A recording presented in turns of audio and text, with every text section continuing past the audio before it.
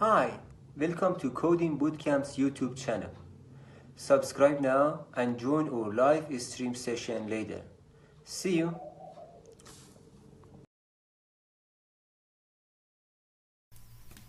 Hey guys, welcome to coding-bootcamps.com. Today we're going to be talking about a course that we offer that I'll be instructing called Intro to System Administration Intermediate Level. Okay, so we're going to take a look at what that course offers and what you're going to learn by taking this course. Before we do that though, a little bit about myself. I'm a RedHat Certified System Administrator, and at my current job I'm in charge of administering hundreds of servers running on different Linux distributions. I work as a Unix system administrator supporting several large enterprise-level clients with IBM across multiple environments. As an RHCSA, I'm adept at Linux programming for managing both personal and server Linux systems. Currently, I'm pursuing my Red Hat Certified System Engineer and DevOps. So there are some prereqs before we take this class, guys. First one's going to be Introduction to Linux OS and Linux Management for System Admins intro level, okay? So definitely, guys, follow these links, take those courses before you enroll in this course and start taking it, okay? A lot of the things that we do in these two classes, we build on for this class, okay? So it's going to be really hard to kind of understand what we're doing, what's going on, without that foundational knowledge acquired from these two courses, okay? So be sure to take those two before you take this one. So some topics we're going to cover in this course is working with Linux kernel, shell scripting overview, system backups, troubleshooting the system, basic networking, LAMP server basics, introduction to system security, the Samba file sharing facility, network file systems, and we're going to do some homework and projects. We're going to do some bash scripting exercises. We're going to create a script to check some disk space.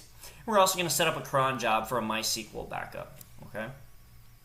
So the takeaway, guys, from this course is that you're going to learn the skills necessary to find a job as a developer or maybe a IT specialist or a consultant, a sysadmin, okay? So there's a lot of roles that will open up by having this type of knowledge in your career, okay? Some follow-up classes after taking this course are going to be Learn PHP Programming, Intro to Linux Bash Scripting, which will be another course that I teach, Intermediate Level Linux Bash Scripting, which again will be another course that I teach, and Intro to HTML and CSS. So guys, I'm looking forward to seeing you in this course. Be sure to follow us on social media such as Facebook, LinkedIn, Twitter, and YouTube, okay? And check out other courses we have on coding-bootcamps.com. And I'm looking forward to seeing you guys in our course. Hey guys, welcome to Linux System Administration Intermediate Level. And for those of you that have been following me, as always, I am the instructor Kevin Downs, and welcome back. So let's go ahead and get started on this new course, and let's talk about a little bit about me. If you're new to these courses that I instruct, so here's a little bit about me. I'm a Red Hat Certified System Administrator, or RHCSA, and at my current job I'm in charge of administering hundreds of servers running on different Linux distributions. I work as a Unix System Administrator providing support for large enterprise-level clients with IBM across multiple environments. So as an RHCSA, I'm adept at Linux programming for managing both personal and server Linux systems. Currently, I'm pursuing my Red Hat Certified System Engineer and DevOps. So guys, before you go on with this course, if you haven't done Introduction to Linux OS and Linux Management for System Admins, I highly recommend that you go do those first, okay? The topics covered in those courses, as well as how to install the virtual lab, is paramount to being successful in this course, okay? So please do those two courses before doing this course. And I do teach those two as well. So in this first session for this course, we're going to be working with the Linux kernel, okay? So as a quick refresher, in our previous class we covered the following topics: sysadmin overview, installation and configuration, booting and shutting down Linux, managing software and devices, managing users and groups, the Linux file system, Linux file security, and controlling processes. So since this course is a follow-up of our last couple sysadmin courses, guys, we are not going to go over how to install and set up CentOS. CentOS is what we'll be using for this course. Ubuntu is what we used in that Intro to Linux OS course. We're going to be using CentOS in this one, okay? So if you haven't already, install CentOS on your machine, take our previous course, or visit CentOS website to learn how to install CentOS 7 on your VirtualBox. However, again, I highly recommend that you take those other two courses before you do this one, guys. Alright, let's go and get started with what we're going to be doing in this session. So we're going to go over Linux kernel components, types of kernels, kernel configuration options, and recompiling the kernel, okay? So guys, we're going to do a very high-level overview of what the kernel is, as well as how it works and what we're going to be using it for, okay? Here's a quick diagram or visual representation of what the kernel is, okay? So remember, the kernel is what directly interacts with the hardware on the computer, okay? So we have the hardware here, and the kernel interacts with the hardware, and then above that we have the architecture-dependent kernel code. Then we have the kernel itself, the system call interface, the GNU C library, or glibc is what people refer to that commonly as. Then we have user applications, okay? So up here we have the user space. This is what the users are really interacting with all their applications and programs. And below this, we have the kernel space. We have all the system calls, the kernel itself, and the code at the bottom, okay? All of this makes up the Linux system, though, okay? So here's a high-level review of kernel components in a Linux system, okay? If you're really not sure, don't remember these, or you need a little bit of a refresher, go ahead and read the articles on the resource slide to learn more about each component. That's going to be at the end of this PowerPoint session, okay, and I'll point those out again. But they are memory management, process management, IPC, or inter-process communication, file systems, networking, and device control and device drivers, okay? So let's talk about types of kernels. There are, of course, different ways to build a kernel and architectural considerations when building one from scratch. In general, most kernels fall into one of three types: monolithic, microkernel, and hybrid. Linux is a monolithic kernel, okay, and Windows 7 is going to use a hybrid kernel, guys. So what is a monolithic kernel? Oops. Let me go back to the other slide. So a monolithic kernel is an operating system architecture where the entire operating system is working in that kernel space, guys, okay? Now the difference is in a microkernel, okay, we have the near minimum amount of software that's needed to provide mechanisms to implement an operating system, okay? So it's almost the bare minimum of stuff needed to actually operate this system, okay? Now, a hybrid kernel, guys, is going to be the best of both worlds. It's going to be a little bit of monolithic architecture and a little bit of the microkernel architecture, okay? And hybrid is what Windows uses. So let's talk about kernel configuration options. The Linux kernel is usually found in the kernel source in the file user source linux.config, okay? It is not recommended to edit this file directly, but to use one of these configuration options. So we can use the make config option, and this starts a character-based question and answer session. We can use the make menu config, which starts a terminal-oriented configuration tool. And we can use the make xconfig, which starts an X-based configuration tool, okay? Now, guys, I'm not going to show any of these commands, okay, because there's a lot of things you need to download in order to actually start compiling a kernel, okay? So I just want you to be aware of these tools, okay? Same for this slide on recompiling the kernel, okay? It shows a list of commands here, but again, you're going to need to install a lot of things and get some things configured and in order to actually reconfigure your kernel. So we're not going to demo that. We just want you to, and I want you to be aware of the fact that you can compile your own custom kernel and recompile it, okay? So here below, if you want to be sure you have everything you need, you can rebuild your kernel without touching anything. You have to do this as root, and you'd have to enter the following commands. You'd have to cd to usr, src, linux. Then you would have to use the make command clean, then make modules underscore install, make install, and then reboot your machine, okay? Again, I'm not going to demo those. Just be aware of these options here for recompiling the kernel, as well as in this slide here, the different options you can use to configure the kernel options, okay? Let's move on to our final slides here with the resources. So again, these are the resources here you can follow to learn a little bit more about how those kernel workspace works, okay? Definitely click on these links, guys, and brush up on your memory, as well as kind of develop a little bit further understanding of the kernel. So in summary, we went over Linux kernel components, types of kernels, kernel configuration options, and recompiling the kernel. We did this at a very high level, guys, okay?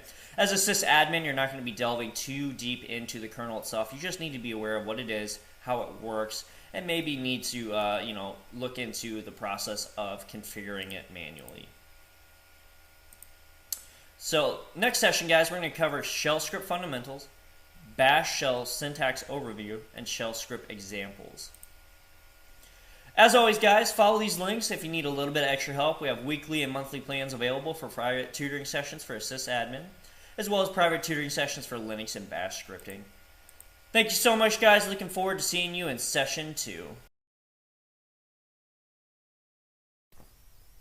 Hey guys, welcome to session 2 of Linux System Administration Intermediate Level. As always, I'll be your instructor, Kevin Downs, and this is a course from codingbootcamps.com. Today's session, we're going to go over shell scripting overview. So in our last session, we went over the kernel at a very high level. We went over Linux kernel components, types of kernels, kernel configuration options, and recompiling the kernel. Today, we're going to go over some shell script fundamentals, bash shell syntax overview, and we're going to finish it with some shell script examples. We're going to go through those pretty slowly so you guys can understand a little bit of what's going on. So let's talk a little bit about the shell script fundamentals. So a Unix shell script is a human-readable text file containing a group of commands that could also be manually executed one by one at the Unix operating system command prompt. They are often kept in a file, also called a script, because they are too numerous to type in the command prompt each time you want to perform a specific task, or because together they form a complex computer program. The VI program, or any of the many Unix text editors out there, can be used to create a shell script and save it to the disk for subsequent execution. Unlike other high-level programming languages such as C++, shell scripts do not need to be compiled into a binary format for execution. Because of this, programming syntax errors are not revealed until the script is executed. So let's summarize a little bit what we talked about here. So a shell script is essentially just a long list of commands put into one single file, okay? And when you run that file, the system reads it and executes it line by line as if it were just a command on the normal command line, okay? So it's much better to do it this way because you don't have to type in the command, run it, see what happens, type in the next command, run it, see what happens, yada yada, so on and so on. You can just write it all down in one script at one time and then run the script and have it go line by line, executing it as you go, okay? There are so many uses for shell scripts, guys. I mean, once you really get good at this, the opportunities and the things you can do with it are almost limitless, okay? And as it says down here, though, the one drawback of that is that you really don't know if the script's going to work or if there's any errors in it until after you execute it, okay? So you run it and it'll just kick back and say, hey, there's an error on such and such line, or, you know, hey, this didn't make sense to me, and you'll have to go back and kind of look at the script there and see what went wrong or what didn't execute correctly on that script. So that is the one drawback of the shell scripts, okay? But other than that, shell scripts are super useful, guys.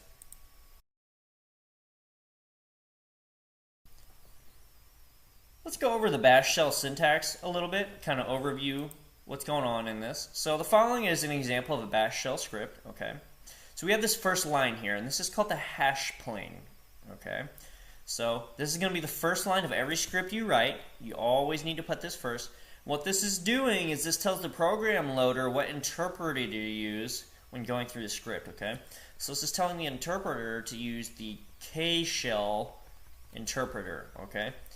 I can also put bash here, and then it would tell it that the bash shell is what the interpreter should be, okay? We have our next line here, and it starts with a hashtag or a pound sign, okay? This is a comment on a line by itself, okay? The interpreter will not read this line, okay? It'll see this, it'll know, okay, this isn't code, I'm not going to read this. And this is helpful for humans to read, okay? So I can put this comment here, and I can put whatever info or text I have here, and usually it's used to explain what's below, okay? So it would say below, usually, what's going on in the next command, okay? The next line here is clear, and then the hashtag sign or pound sign. So this comment is sharing the line with the clear command, okay? And then below we actually have some commands. We have echo, then we have parentheses, text line 1 here, okay? So of course this is just going to echo text line 1. Then we also have print, which does something very similar. It says text line 2. And basically this prints text line 2, okay? And then we have exit 0, which is an exit code, okay?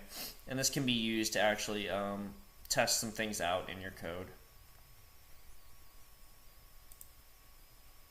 So usually inside a bash script we use the following program constructs. So we have things like conditional statements that are going to be the if, else Thanks for watching. Feel free to add your questions as comments down below. statement. We also have loops, such as while or for loops. We also have functions, like user-defined functions. And then we can also have any combination of the above. I can use functions that have for loops in it with also having if and else statements in it. Okay. Now these topics, guys, are covered a lot more in the Bash scripting classes. Okay. So when you take those classes, we're going to go into a lot more detail on how these are set up and used. Okay. In this course, we're just going to briefly cover how to write scripts in Bash scripts so that you can use them as a sysadmin.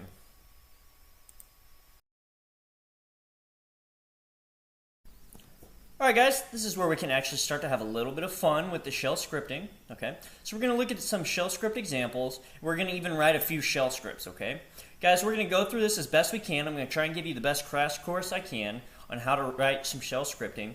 We will go in much more depth in our Bash shell scripting classes, though, as how to, those constructs are set up, the proper indentation, all the different if statements, while statements, what all the different Bash scripting commands can do, and things like that, okay? So we're just going to show some examples here. We're going to spend a good amount of time on this. All right, so let's look at our first example here. Oops. So we're looking at our first example here, okay? And let's check out this first line. So you see a pound sign or hashtag sign, exclamation point, /bin /sh. This first line is known as your hash pling. Okay, so this is telling the loader what interpreter it should be using, okay? It's telling it what language or what interpreter it should interpret all this code as, okay? This next line here, we have the pound sign again, and this is a comment line, okay? So this line isn't going to be read as any type of commands or scripting, okay? Then we have our third line here. We should be pretty familiar with this. This is the echo command, and it's hello world, okay? And then we can even put a comment on the same line. It's still not going to interpret that as a command, okay? So these shell scripts are interpreted line by line. So we do the first line, second line, third line, and it goes left to right, character by character, okay? Let's go ahead and go to our terminal here. Let's type this one in. Clear the screen. Make sure you're logged in as root. Okay, so you got to do a su dash. Let me go ahead and show you that. I'm going to exit out. I'm already in as root. So I'm going to do sudo, or I'm going to do su dash to switch to root. It's going to ask for my password. Okay. And then I'm going to do a vim. Remember, we can use our text editors for that. And I'm going to use vim enhance, or vi enhance, which is vim. All right. And let's just name this one hello.sh. So guys, when you're creating shell scripts, make sure you end it with the extension .sh. This does two things. One, it's going to let everyone know that sees that file that this is indeed a shell script, and that's what it is, and that's what it's doing. Two, when you add this extension, Vim recognizes this as a shell script, and it's actually going to color code some things for you as you're typing them in the editor, okay? So it recognizes that you're using a shell script, and it's going to help you out a little bit on that. So remember, in our Vim editor, we need to hit I for insert mode so you can actually input some things. So we're going to always start with that hash pling, which is pound sign, exclamation point, and for this one we're going to do /bin /sh, so we're using the shell interpreter. The next line we're going to do a hashtag sign again, or a pound symbol. We're going to say this is a comment, exclamation point. And we're going to hit enter again, and we're going to actually put in the command echo, quotation mark, hello world, quotation mark. And then on the same line, we're going to put another comment and say this is a comment too. Okay? And then remember, to save this, we're going to hit escape, write quit. Okay? Now we got to do one more thing. Let's go ahead and do an LO. We see that script here, but let's notice one thing. We don't have execute permissions here, right? So there's really no way at this moment to run this file or execute it. So we got to make it executable. So to change the permissions, let me clear my screen. To change the permissions, we do chmod. And we want everyone to be able to execute this. So we're going to do A for all, add or plus, X for executable, and the name.sh file. Okay. Oops. Did I mistype it? Oh yeah. Sorry guys. Wrong name. So it's chmod A plus X hello.sh. There we go. So I'll do an LL, and we now see it's even green now, so we know it's executable. Something's changed. Now we see everyone has executable rights there for that file. Okay. So to run this file, we're going to say look in this directory /, so search in the current directory, and run the hello.sh script. Okay. Let's see what happens. Boom. It just echoes out to us hello world. This is exactly what was in the script, okay? And notice it didn't echo or do anything with the commented out lines. That pound or hashtag symbol tells the interpreter, hey, ignore this line, don't interpret anything on it, okay? Let's go back to our PowerPoint. Let's look at our second example here. So, example 2, we have our hash pling again. We have another commented line that says example of using arguments to a script. We have an echo command. My first name is $1. Remember guys, dollar signs represent variables. Okay, that's important to know. The second line is echo. My surname is $2. So we have another variable called 2. And then we have a third echo line that says echo. Total number of arguments is $. And we have this variable here. Okay.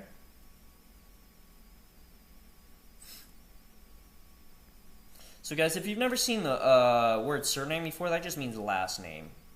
Okay. So what we're going to do is we're going to name this file as name.sh. We're going to set execution permissions on that file by using chmod A plus X. And then we're going to execute the file just like we did previously. Okay. So let's go ahead and head to our terminal.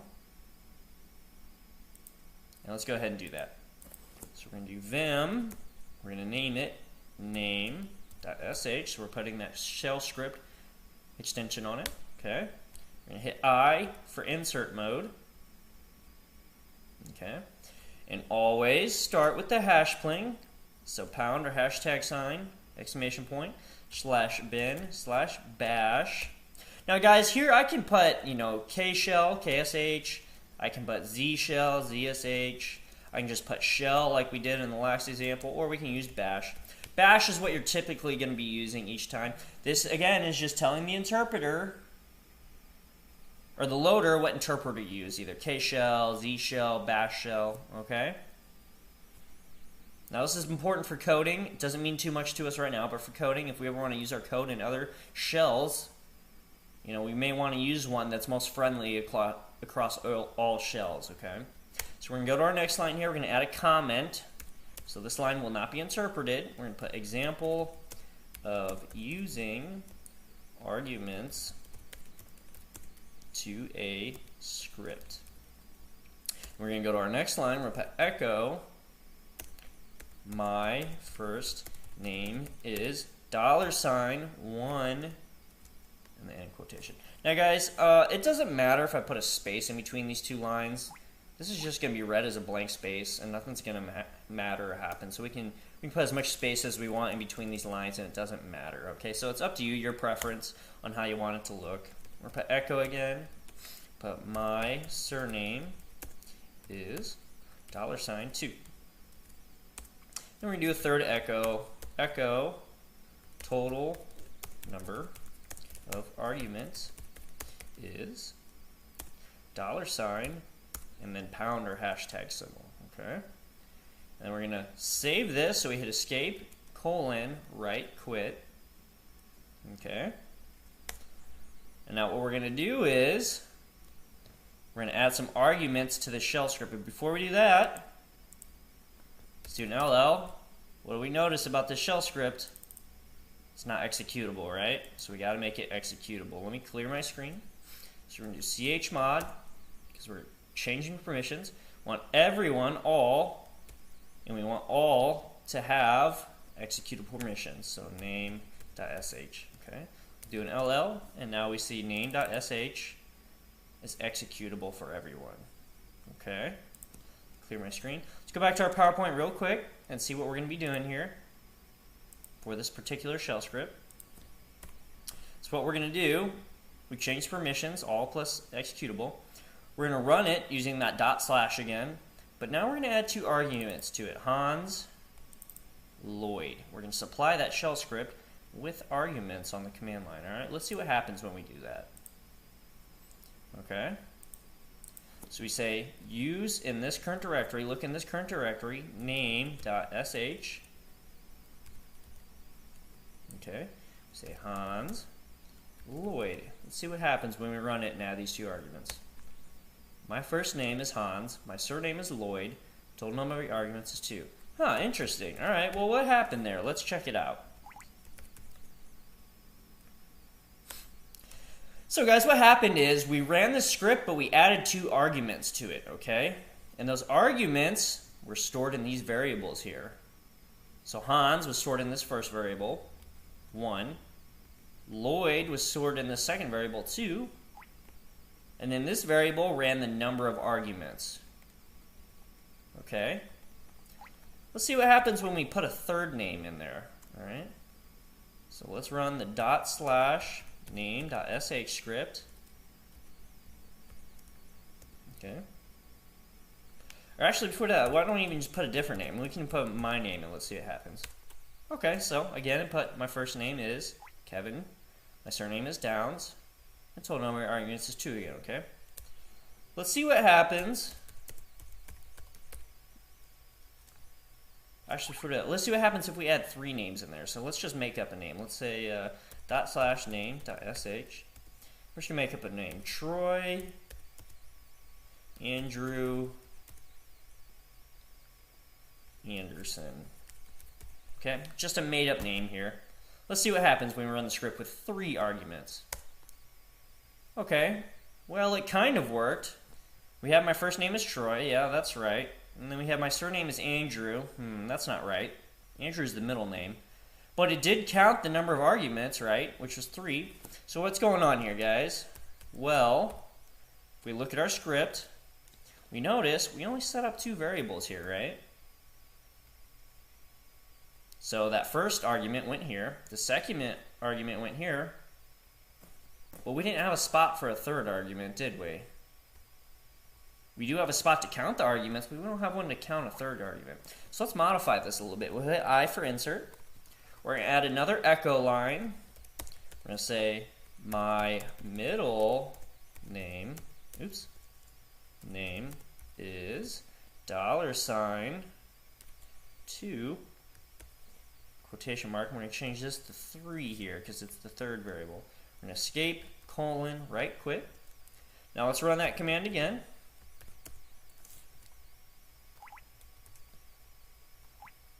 Say Troy, Andrew, Anderson. Let's see what happens now. Ah, perfect. So now it says my first name is Troy, my middle name is Andrew, my surname is Anderson, and the total number of arguments is 3. Awesome. So you can kind of see, guys, how in those scripts we can have spots and placeholders for these arguments here. Okay, that can be handy and useful when we're writing scripts, right? Let's go to our PowerPoint. Let's check out a third example here.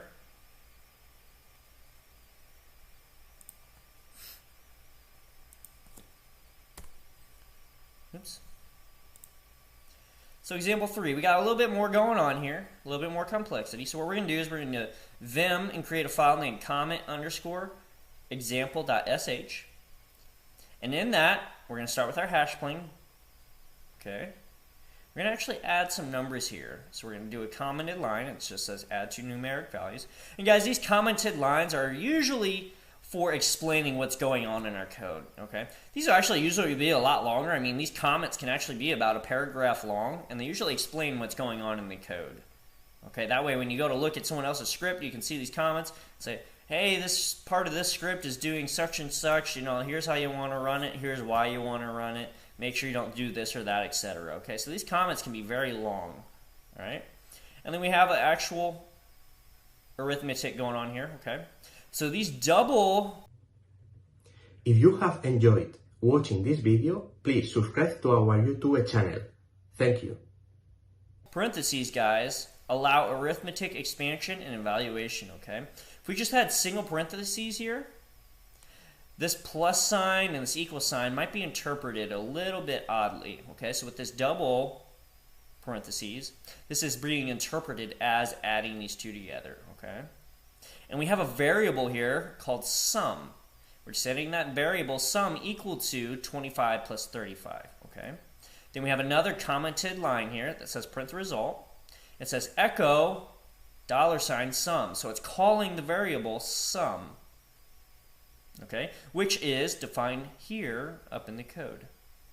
All right, and then to run the script, we're going to be doing chmod, and we're going to make it executable. Okay, and then we're actually going to use something called the bash command. All right, bash is a shell-compatible command language interpreter that executes commands read from standard input or from a file. Okay, so bash is an actual interpreter command. All right, so we can say bash on any file. It's going to interpret it as a bash interpreter. Okay, let's go to our virtual machine here, and let's go ahead and write this out. So vim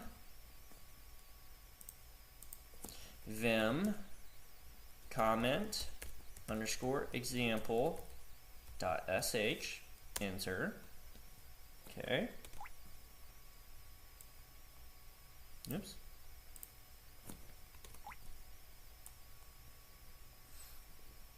And the first line is always, you guys remember, the hash spling. So, oops, got hit insert mode, so I got hit I first.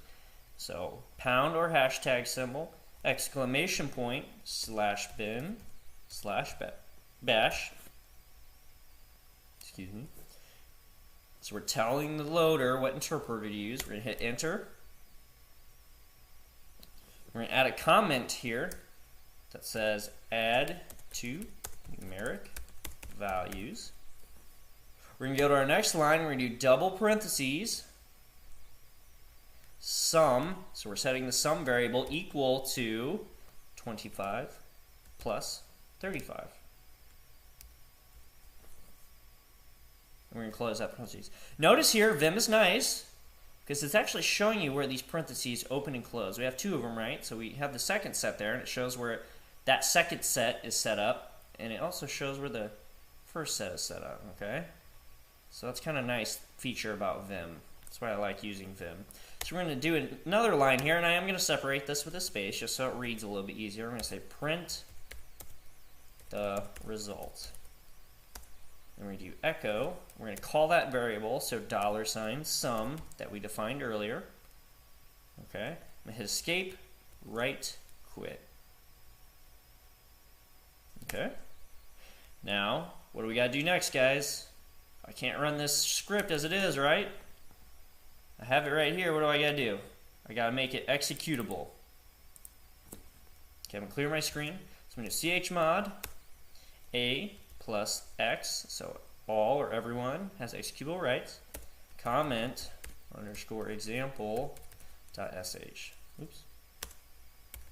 And now we see, yep, it's executable. I'm going to clear my screen.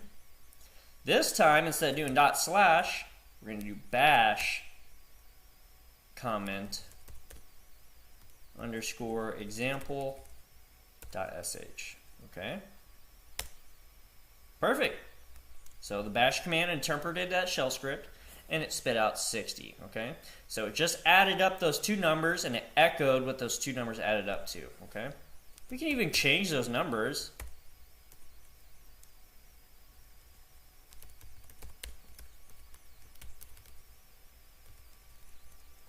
To something else. I could put, I could put 50 here, right? So it's just going to add those two numbers now. It's going to do escape, write, quit.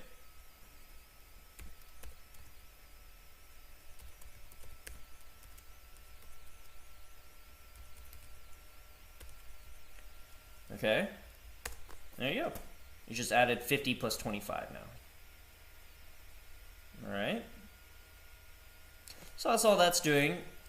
Just showing you there that we can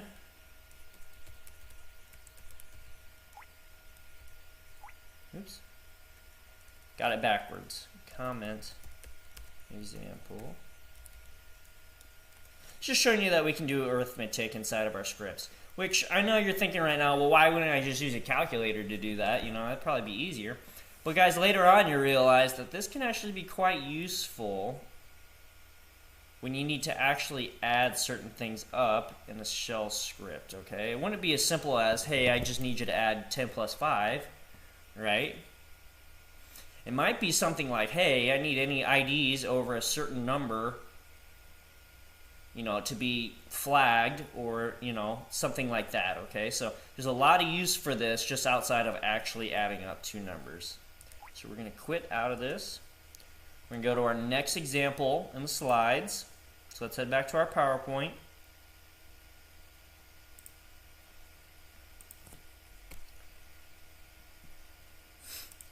So example number 4 here. This has even a little bit more going on than the other 3, okay?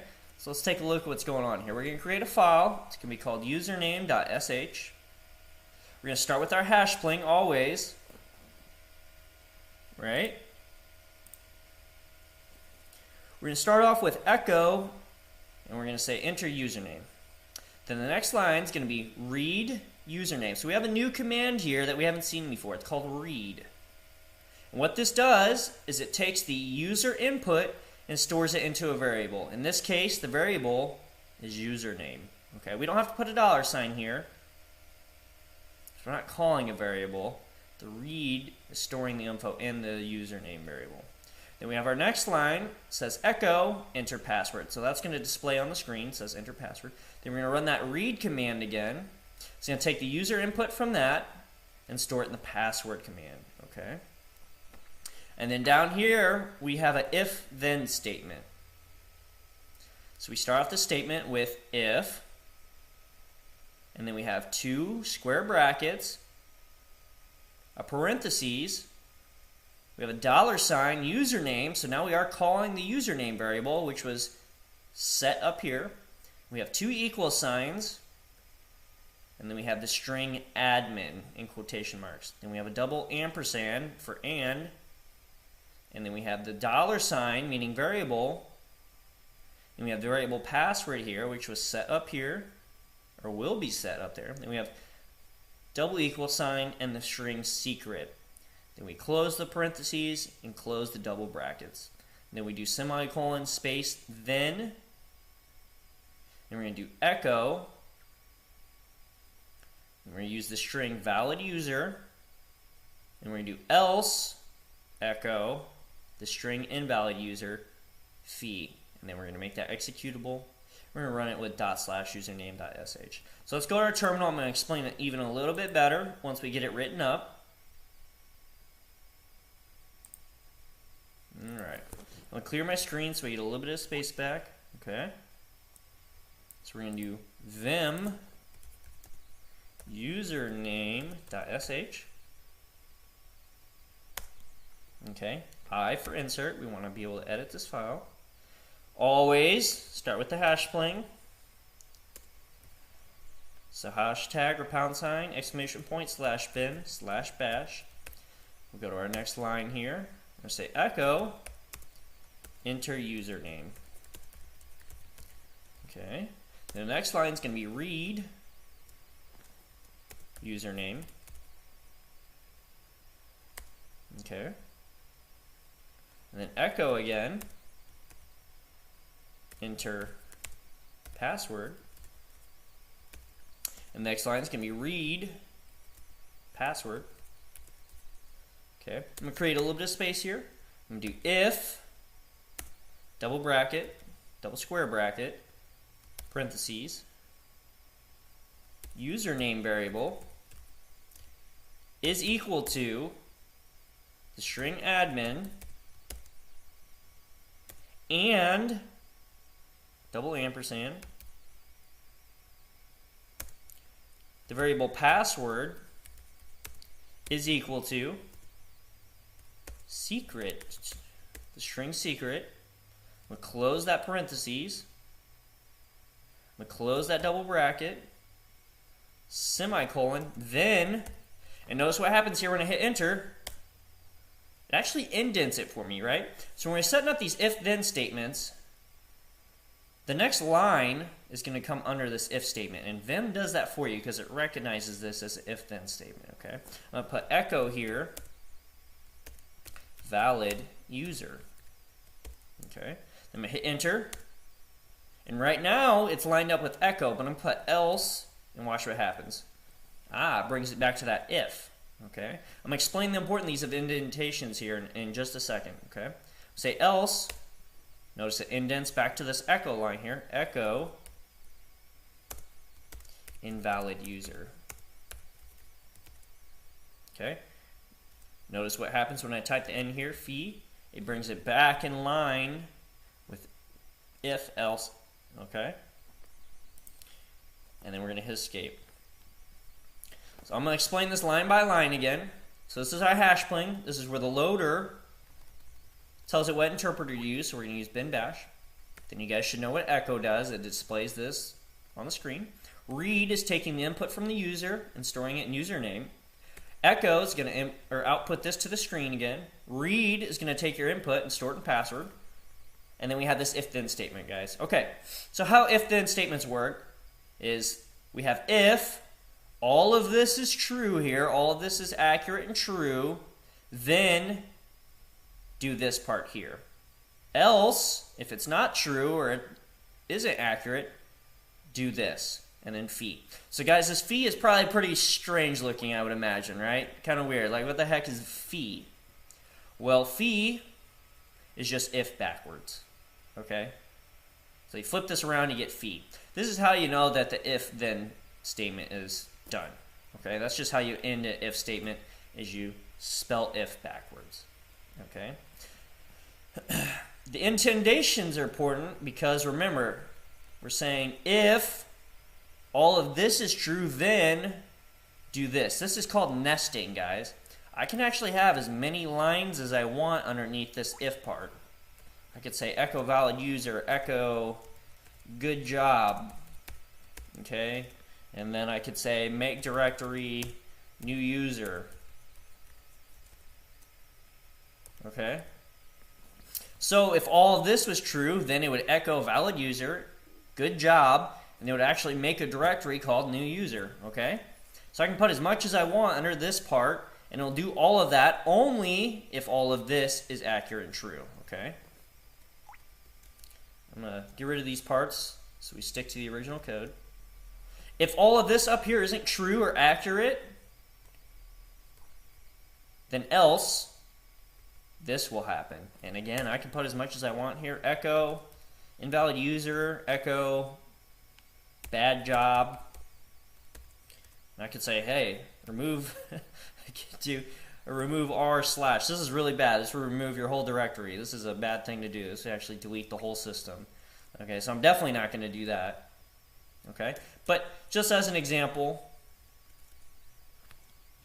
you can put as much as you want under these if-else statements. Okay, this is called nesting. This is why we indent it so that it's not part of this top part here.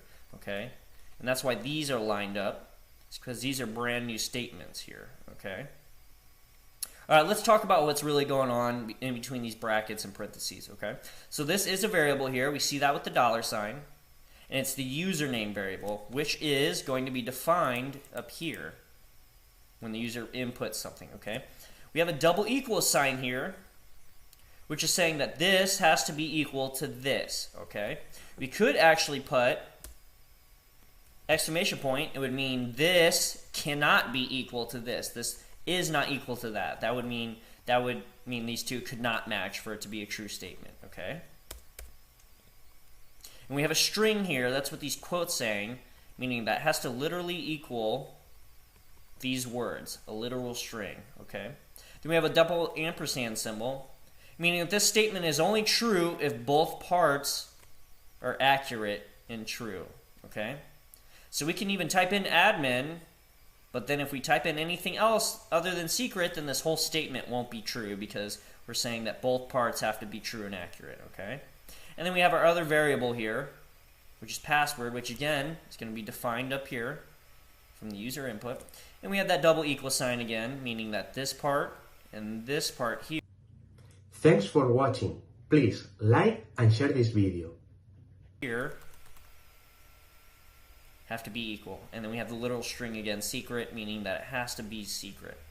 Now we have this parentheses here because we're encapsulating this whole statement. We're saying all of this is one thing. Don't interpret it as two different statements or lines. And we have these double brackets because this is allowing these to be interpreted as bash script commands. All right? If we didn't have those double brackets, then some of these things would actually be interpreted a little bit differently. So the parentheses are encapsulating this as one statement. And these parentheses are allowing these to be interpreted correctly, okay? And we have a semicolon and then. So this is ending the whole statement, the whole if statement, and starting the then, do this. If all this isn't true, else do this, okay? All right. That was a lot to explain, guys. Let's go ahead and see what happens. So we're going to do chmod, right? We got to make this executable, otherwise it won't work.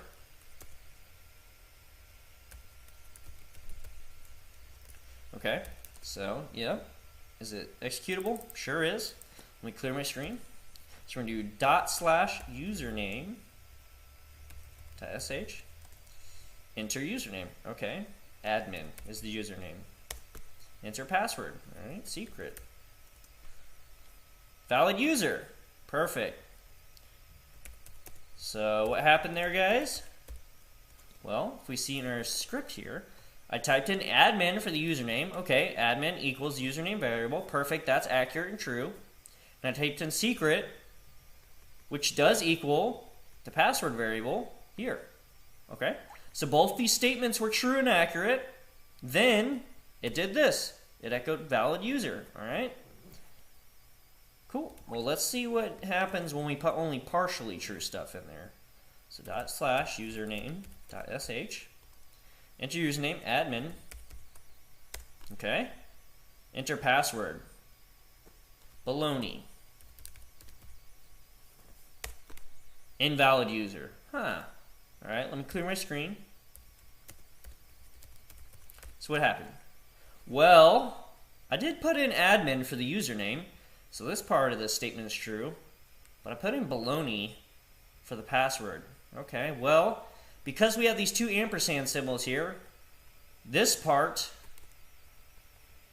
and this part has to be true for this whole thing to do this part of the code here. Since it wasn't, else it did this. Okay? Guys, the same thing would happen if both parts are not true, right? Oops. I could put toast for the username and lettuce for the password, and again it's going to say invalid user, right? Using a lot of food here. I must be hungry, huh? Alright, let's head back to our PowerPoint and close out this session.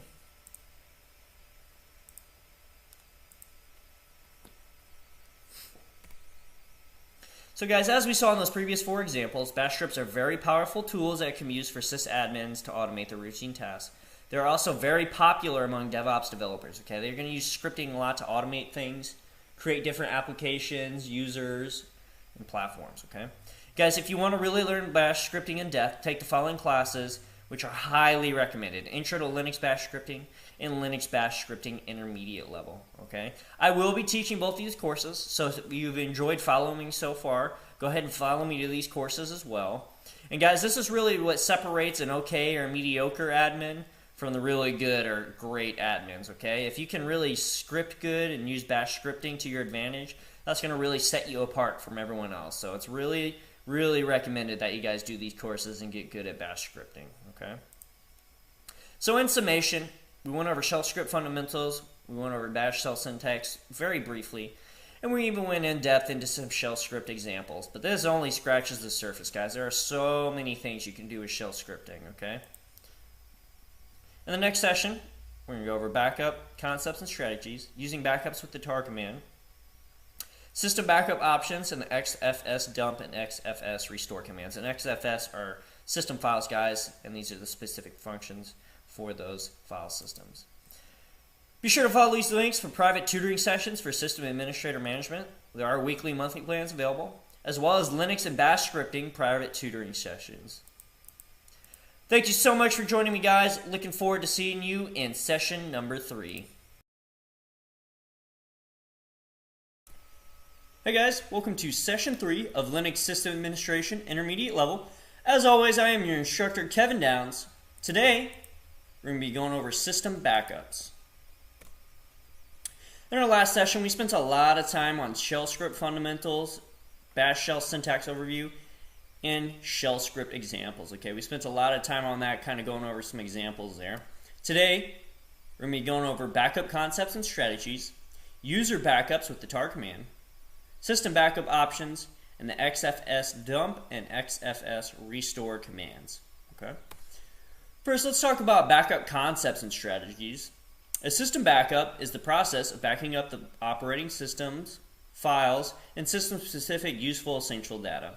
So a backup is a process in which the state, file, and data of a computer system are duplicated to be used as a backup or data substitute when the primary system data is corrupted, deleted, or lost. There's 2 methods of backing up large amounts of data. We have the complete system backup, or we have an incremental backup. So to understand these 2 types of backups and which one is right for a system or site, it is important to have an understanding of file system structure and data placement. After you've decided on a strategy for data placement, you can develop a backup strategy for the data. Okay. So guys, in this first method here, we're backing up the whole system at one time. We tell it back up and we let it go. And this is going to take a really long time to do, guys. If you're backing up an entire system, that is a lot of data to back up at one time. So this other method here, just as it says, is an incremental backup.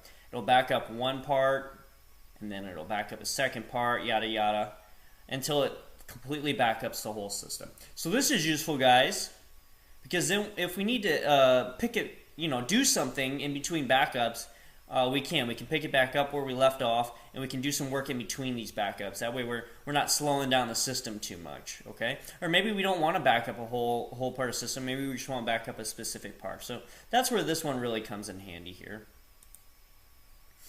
So right now we're going to talk about the complete backup. We're going to show you the steps. However, I'm not going to demo these, okay? For a couple of reasons, guys. One, a few of these steps require things that we're not going to have. And 2, you can do a lot of damage to your system if you're not entirely sure what you're doing with some of these things, okay? So we're just going to go through how to do it, okay? And then if you feel like you want to try it, what I would do is I would create another virtual machine on your virtual box, a separate one, try it on there, and that way if something goes wrong, you still have your other machine you can go back to, and you can just delete the one that you messed up, okay? So first step here for doing complete backup is to run the rsync command to back up the files, okay? Now that the files have been backed up, we want to go ahead and compress them. You can do that using gzip or tar. And here it was done using tar, so we can copy that tar file to either your desktop or another server. Okay, and then you're going to download the CentOS 7 Live CD and create a bootable USB if you're intending to restore to a physical host. Okay, so this would be for an actual server, a physical host, so not a virtual box or anything from VMware or anything like that, an actual physical server. Okay, and then we're going to go ahead and assume that the new disk to where we're restoring is not partitioned, in which case you're going to have to manually set that up. Okay, so you would create the file systems and configure LVM. So things like boot, swap, things like that, root. And then you would have to mount the root partition. Then you would mount the required folders and change root into /mount. And you would install grub, which again, guys, is a grand unified bootloader. That's how Linux boots up. Then you're going to update the FS tab with the file systems tab. Remember that? You're going to have to change the UID for the partition since we now have a different one that we're going to be using. And you're going to have to regenerate the grub config file. After you're done with that, you can exit change root and unmount the folders. And your network interface is probably going to get renamed as the MAC address is going to be different. Okay, guys? So that's how you would do a complete backup of your system. If you feel like trying that, go ahead and create a different machine and go through those steps. But again, there are some things that may mess up your system if you don't do it correctly. So that's why we're creating a different machine, just in case something goes wrong. You can always go back to your other one and have a clean working one.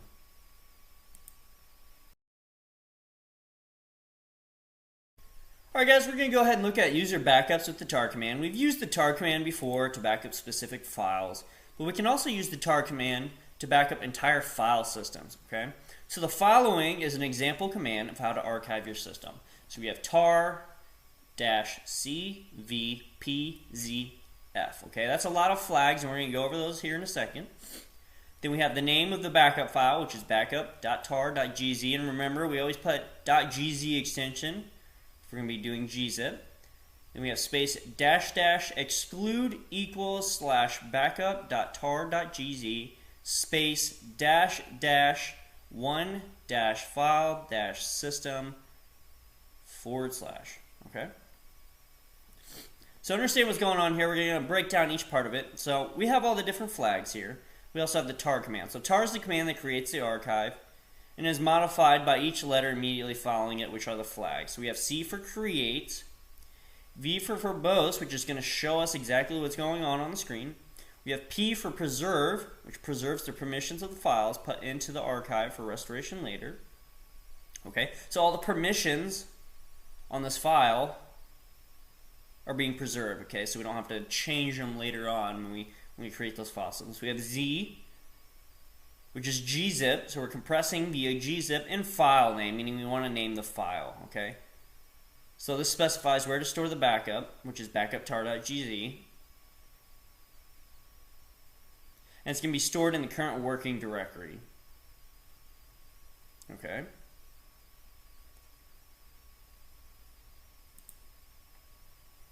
So let's talk about some system backup options here.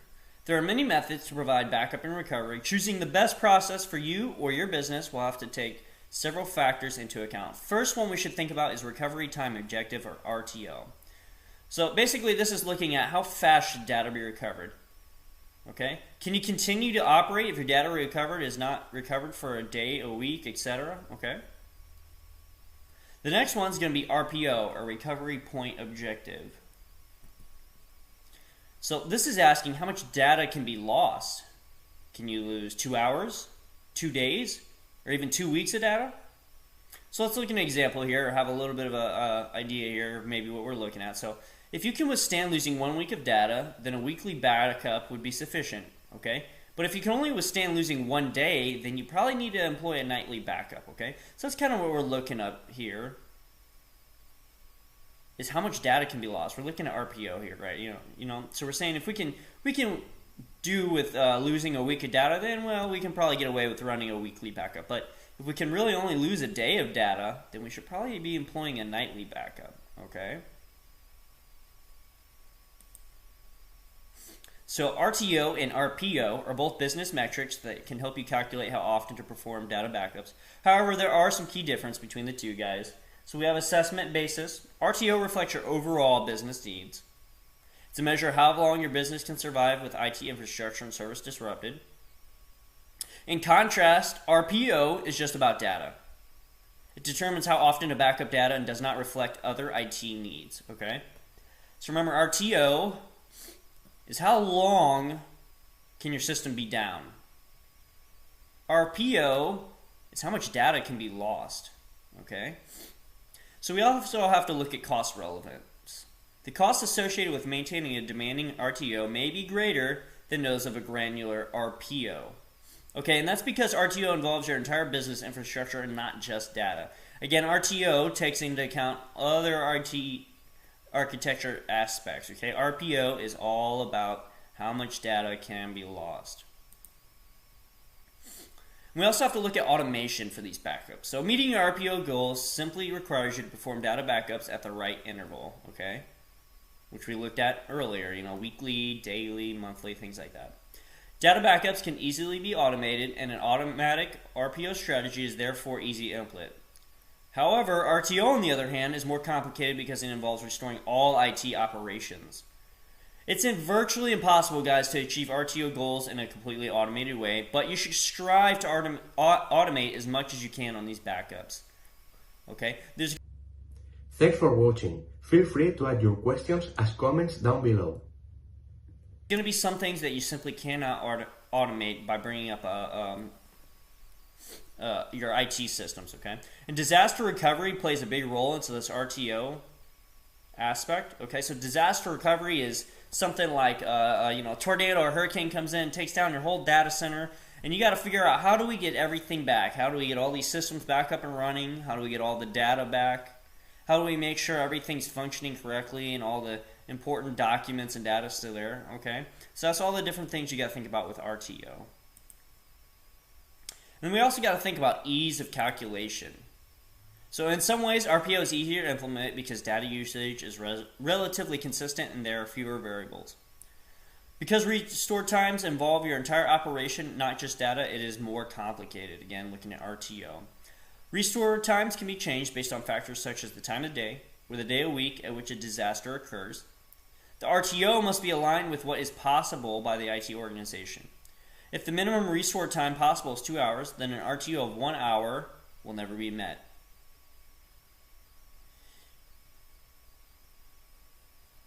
So if administrators must have a good understanding of the IT or of the speeds with which different types of restores can take place. Only then can an RTO be properly negotiated and met based on the needs of the business owners. Guys, all this is saying is that if it takes 3 hours for you to get all the systems back up, everything to get restored from backups, then you can't say, all right, well, let's make our RTO 2 hours. It can't be done, right? You need at least 3 hours to get everything back online and restored from your backups, okay? So you just need to be aware of your systems and how long it actually takes, okay? And this is something I do as a sysadmin. Actually, shortly here, for the accounts I'm working on, we're going to be doing disaster recovery. It's going to be about a week-long thing, and we're going to do a mock trial of everything going down and see how long it actually takes to get everything back up.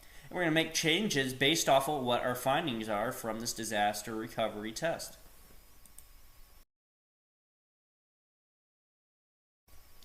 All right, let's go ahead and look at the XFS dump and XFS restore commands.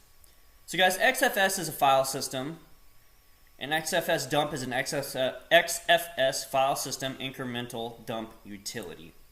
So XFS dump backs up files and their attributes in a file system. The files are dumped to storage media, a regular file, or standard output. So some options below allow the operator to have all files dumped, just files that have changed since the previous dump, or just files contained in illicit path names. Okay. So the first one we have here, guys, XFS dump-h is just the same as -- help. It's just going to show you a help screen. Okay. We also have XFS dump with some options and -f for a destination, meaning where are we going to put our backups here. Okay. We also have XFS dump with some options and then the file system. So we're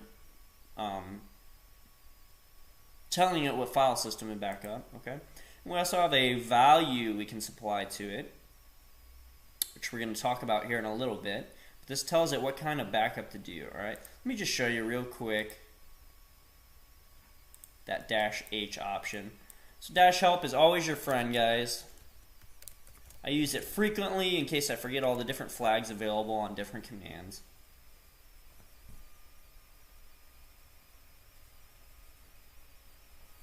Oops.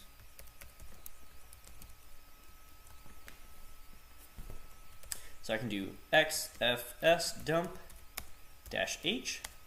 You see I get a nice list of flags and options I can use there. Okay, I'm going to clear my screen. Or I can do XFS -help. Which, oops, need to put the full thing, dump, which does the exact same thing, right? Okay. So guys, this is a good time actually now to tell you what the purpose of the -- is. Okay. Whenever you do this on your command line, the system's going to recognize this as a full word. Okay. So if I were to do -help, the system's actually going to look at each one of these letters individually. It's going to say, okay, well, I know what -h is, but I don't know what -e is. I don't know what -l is, and I don't know what -p is. Or maybe these are actually flags. It's going to actually try to run each one of these separately on your command, okay? However, if I do a -- it's going to say, okay, this is one word. Okay, so dash H, in this case, for this particular command, is actually just the shortened version of dash dash help. All right, so that's important to know. That's why there's two dashes there and why we use single dashes sometimes. Not necessarily related to backups, but it is good to know regardless. So let's move on to our next slide here. So we're going to talk about some features of XFS dump utility. So it can perform backups to regular file images. Only one backup can be written to a regular file though. We can also perform backups to tape drives, which is an old method of doing backups. Okay. We can create incremental backups, which is really going to be what people do most of the time. So guys, to perform a full backup, we will perform a level 0 dump on the file system. Okay. The next incremental backup would be level 2, which only backs up files that have changed since the last level 1 dump, and so on, to a maximum level of 9. Okay. So let me show you an example of that. Move to my virtual box here.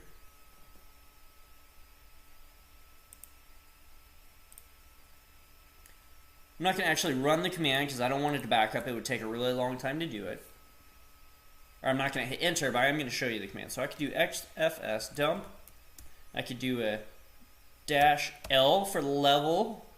I could do 0, 1, 2, all the way up to 9, just as it said. And I can do a dash L for label. And I can just say level 1 of / my XFS. Okay, so this is just adding a label, kind of a little guide for yourself. You could even put, the date. You could put the date that you're doing it. End quote. I could do dev /st0 / my XFS. Okay. Again, I'm not going to hit enter. But let's go ahead and talk about this. So I do the XFS dump command. I put dash level for the level of backup we want to do. I did dash capital L for like a label. So when I look at this, it'll kind of tell me what this is and when I did it. And then I'm backing up the dev /st0, which of course is just a disk, right? Remember, /dev, and then disk, and then the actual file system we're backing up, okay? So that's kind of how that command will work. Not going to run it. 1, st0 doesn't exist on my system. 2, it would take a while to actually back up. You guys don't want to sit through that. So let's move on in our PowerPoints here.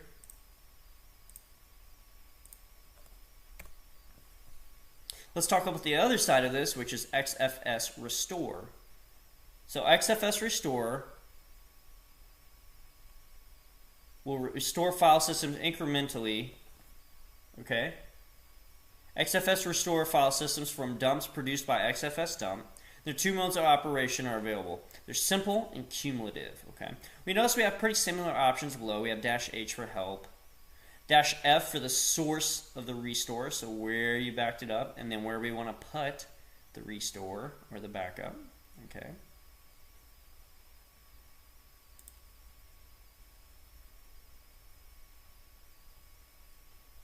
So as we said, there's two modes here. We have the simple mode, which enables users to restore an entire file system from a level 0 dump.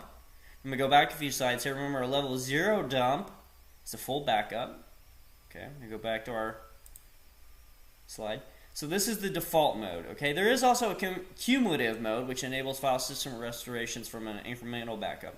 That is level 1 to 9. Okay, so we could say, okay, on this one, let's only restore things from levels, 2 or 3, okay? So that way you're only restoring things for the most recent backups, right?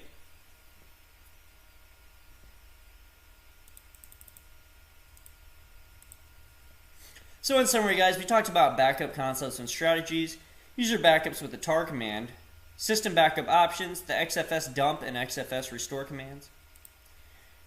In our next session, we're going to go over common problems and symptoms, troubleshooting steps, repairing general boot problems, repairing the Rub2 bootloader, hard drive problems, restoring shared libraries, and system logs and rsyslog-d. So we're going over a lot of troubleshooting in our next session. As always, there are private tutoring sessions for system administrator management. There are weekly, monthly plans available. There's also Linux and Bash scripting private tutoring sessions available. Just follow these links, guys. Thank you so much, guys. This has been a course by coding-bootcamps.com. I've been your instructor, Kevin Downs, and I'm looking forward to seeing you in the next session. Hey guys, welcome to session 4 of Linux System Administration Intermediate Level. As always, I am your instructor, Kevin Downs, and today's session, we're going to be going over troubleshooting the system. Last session, we went over backup concepts and strategies, user backups with the tar command, system backup options, the xfs dump and xfs restore commands. Today, we're going to be going over common problems in systems, troubleshooting steps, repairing general boot problems, repairing the Grub2 bootloader, hard drive problems, restoring shared libraries, and system logs and rsyslog-d. Let's start off with common problems and symptoms. So sometimes we're going to have distribution problems. And the best thing to do to look at for those is to look at some bootloader issues. We can also have hardware problems. And for that, we would probably need to check the mounting devices on the system, such as the hard drives or FS tab. We also have network issues sometimes. That can be a bad network configuration, so you'll need to check the configuration files and networking scripts. We can also have software problems, and this can be caused from bad installation, storage problems, or path problems. So here's a simple checklist of items to look into. First, we can check, is your web server installed? Is it running? Is the syntax of your web server configuration files correct? Are the ports you configured open? As in, are they not blocked by a firewall? You can also check to see if your DNS settings direct you to the correct place. And does your document root point to the location of your files? Is your server serving the correct index files? Are the permissions and ownership of the files and directory structures correct? Are you restricting access through your configuration files? If you have a database backend, is it running? Can your site connect to the database successfully? Is your web server configured to pass dynamic content to a script processor? Okay, so those are some common problems and symptoms, guys. And then a quick checklist you can follow to see if something's wrong with your web server. Alright, let's go ahead and look at some troubleshooting steps here. So guys, before you blindly start trying to track down a problem, first you're going to want to check some logs of your web server and your related components, okay? These are usually going to be stored in /var/logs in a subdirectory specified to the service. So for instance, if you have an Apache server running on an Ubuntu server, by default, the logs will be kept in /var/log/apache2. So check the files in this directory to see what kind of error messages are being generated. If you have a database backend that is giving you trouble, then this also will likely keep its logs in /var/log as well. Real quick, let me go ahead and open up /var/log for you, just so you can see some of the logs that are kept in there.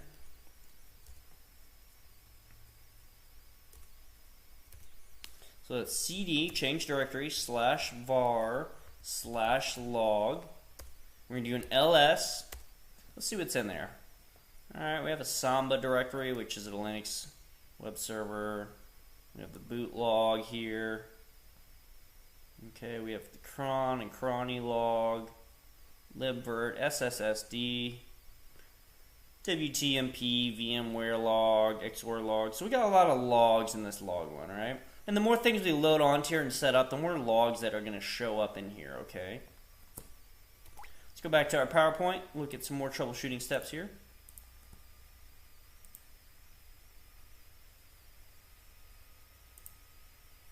So other things to check are whether the processes themselves leave you error message when the services are started. So if you attempt to visit a web page and get an error, The error page can contain clues too, although this isn't going to be specific as the lines and log files. So guys, I can't stress this next part enough. Use a search engine to try to find relevant information that can point you in the right direction. Okay? If you have enjoyed watching this video, please subscribe to our YouTube channel. Thank you. So guys, when you get an error message or if something isn't working correctly and you can't seem to figure out where to start, I can't tell you how helpful Google really is and how often a sysadmin will actually use this. More often than not, you're going to have to rely on Google and other admins to try and help you get through something, okay? No point in trying to figure something else out on your own if it's going to take you much longer than it would to just, kind of seek out some help on the internet, okay? More than likely, someone's already ran into the issue that you've run into and they know how to fix it, all right? So go ahead and look up error messages when you can and when it's available.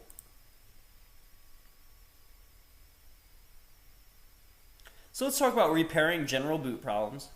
So steps to identify boot problems, you want to remove the splash screen. Guys, we can't really do this on a virtual box, so we're just going to talk about it. But you would remove the splash screen, and to disable the splash screen and show the boot messages, you would highlight the first item on the menu and press E for edit, and you would move to the highlighted line that starts with kernel, and you would press E again to edit the kernel line. And then you would remove any references to quiet or splash and press enter, then B for boot. Okay? Now that that's gone, you're actually going to be able to see the messages that come up as your machine's booting up. And you can see where the boot process stops. Okay? And again, wherever it stops, you would Google that line containing the error. Okay? And to see what you can do. So it's possible that some piece of hardware is causing a problem. You could also unplug all unnecessary devices and try again. So maybe you have a USB in, and this has actually happened to me a few times when I've used VirtualBox. I have a USB in, and it tries to boot up, and it says, hey, I can't boot up. And it was actually because I had a USB drive in, all right? So when you're booting up, if something occurs, go ahead and unplug everything that you have first to see if that'll fix the issue for you. So let's talk about repairing the grub2 bootloader. So you can enter sudo mount /dev/xd capital Y capital Z /mount. Okay, so X here can either be H or S, meaning hard drive, or maybe a virtual drive, and Y represents the number, and Z represents the partition. Okay, so guys, this is just saying you have your disk here. Here's the disk number. Here's the partition. Okay. So for example, we could do dev SDA3 mount. So first disk A, partition 3. Okay. So in this case, dev SDA3 is your Linux system partition. You can also use sudo fdisk-l to list all partitions if you're not sure about the system partition. Guys, note if you have a separate boot partition, you will need to mount it explicitly at /mount/boot. Okay. So then you could issue the command sudo grub-install space --root-directory equals /mount/dev and /sdx, X being the hard disk where you want to restore grub. Okay. Next, you would unmount the partition via sudo unmount mount and then reboot your computer. So guys, you're unmounting /mount. Okay, after running these steps, guys, you should be able to restore grub within 5 minutes. I'm not going to go through that, but I am going to show you that fdisk-l option. So fdisk-l, so dash list. Oh, I need to run it as sudo. So guys, real quick, I want to show you something here. When I use 2 exclamation points or a double bang, that's going to run the last command that I ran. So I'm running sudo with the last command I just ran. Okay. Pretty handy in case you don't want to type everything out and you just want to put sudo in front of it. So I'm going to put in my password for root. Oh, forgot about that. Alright, so I'm going to switch to root. There we go. Now I don't have to put in sudo anymore. So fdisk-l. And there we see it's going to list all your different disks and partitions here. Okay, in case you need to look up specific ones. So see, you have disk here, device, SDA1, boot, start, in. So these are the sectors, byte sizes, total size, type, things like that. Okay. Let's go back to our PowerPoint. So that's how you guys, that's how you would repair the grub2 bootloader.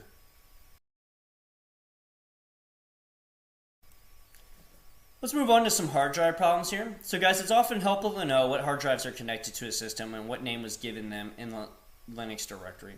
So this info allows us to mount the hard drive and manipulate it. So we talked about that with the fdisk-l command, sorry.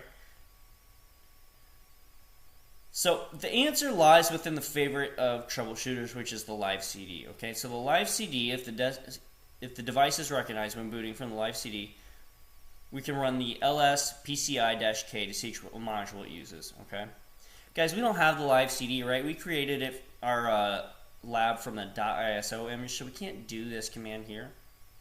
Okay, but if we did have a live CD, we could go back to our installed system and try to load it with the below command after we find out what the hard drive is, right? We could do a mod probe -v and a module name, and we can redo that hard drive there and fix any problems going on there.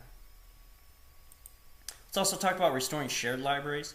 So you can find which libraries that were deleted by using the command dpackage-query space -- search space -usr /lib/splat libpro splat or star. Okay, so by using the stars like this, guys, this means search for everything that begins and ends with this word. Okay, we could then reinstall them by calling sudo space apt/git space install space -- reinstall space, and then whatever libraries we found were missing here. So we would have to run this command for each of the missing libraries. Okay. Alright guys, let's finish out our session talking about system logs and rsyslogd. So if you have kernel boot issues, you can always go to dmessage and pipe that to less. Okay, we don't have rsyslog set up, guys, so we might not have these dmessages on our machines. For more logs, you can always just cd into the var log directory and start using cat, less, tail, grep, or find, or any other tool to view and search different files in there. Okay. So to view a common log file called var log messages, we can use any of the following commands: less, more, cat, tail, grep. Okay. And let me go ahead and pull up my virtual box here and show you that var log messages. So we're going to do cd/var/log. And let's see if I actually have messages set up on my machine. Okay, so I do here. See those two. Let's do a cat messages. See what pops up. Alright, so we get all sorts of stuff going on here. And guys, this is going to tell me everything that's happening. Not even necessarily things that failed, but just everything that's happening. Okay? So obviously you can see how just using a cat on that command wouldn't be the most effective way to find an issue going on. So I could pipe it into a grep and just say, hey, error.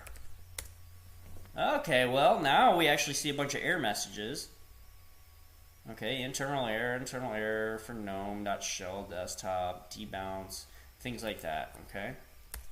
So grep is a much more effective way to actually look through that messages file to see what things are going on in your system. Let's head back to our PowerPoint.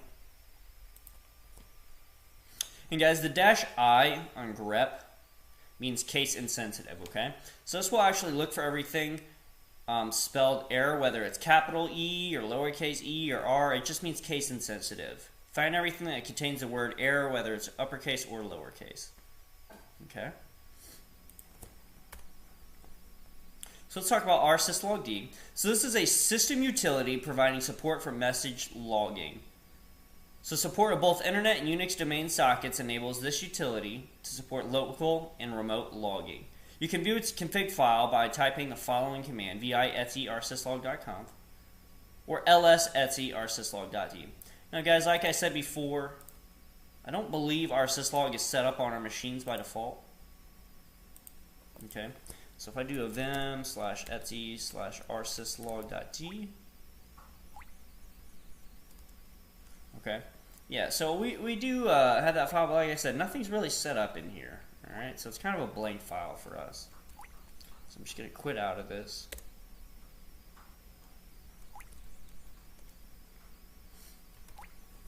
So that is the configuration file, but there's nothing set up in there. Our syslog hasn't been configured on our systems. Alright.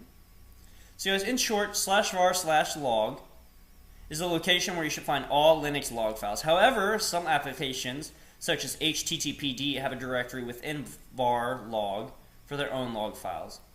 You can also rotate log files using log rotate software and monitor log files using log watch software. So guys, this log rotate, what that means is, obviously you get a lot of logs here, right? Every day, multiple things and many things are going on. So you can use log rotate to only keep, let's say 90 days worth of logs before it clears out everything older than that, okay? That's very handy because if you just let these logs go rampant, it could fill up your whole system and you can run out of storage because you have so many logs stored, alright? So log rotate's a very important feature for Linux. So guys, in order for system administrators to identify or troubleshoot a problem on CentOS 7 or RHEL 7 server systems, you must know and view the events that happen on the system in a specific period of time from log files stored in the system, the var log directory, alright? So if we have a date of when something happened, we can narrow down a little bit easier some of those error messages in the var log, okay? The syslog server on a Linux machine can act as a central monitoring point over a network where all servers, network devices, routers, switches, and most of their internal services that generate logs, whether related to a specific internal issue or just informations, can send their logs, okay?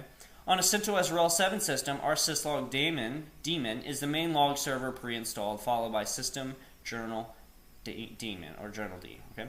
So guys, what this is saying is logs can be stored on your local server, or it can store the logs on a different server somewhere else. So you can have a server set up specifically for just storing logs from different servers, okay?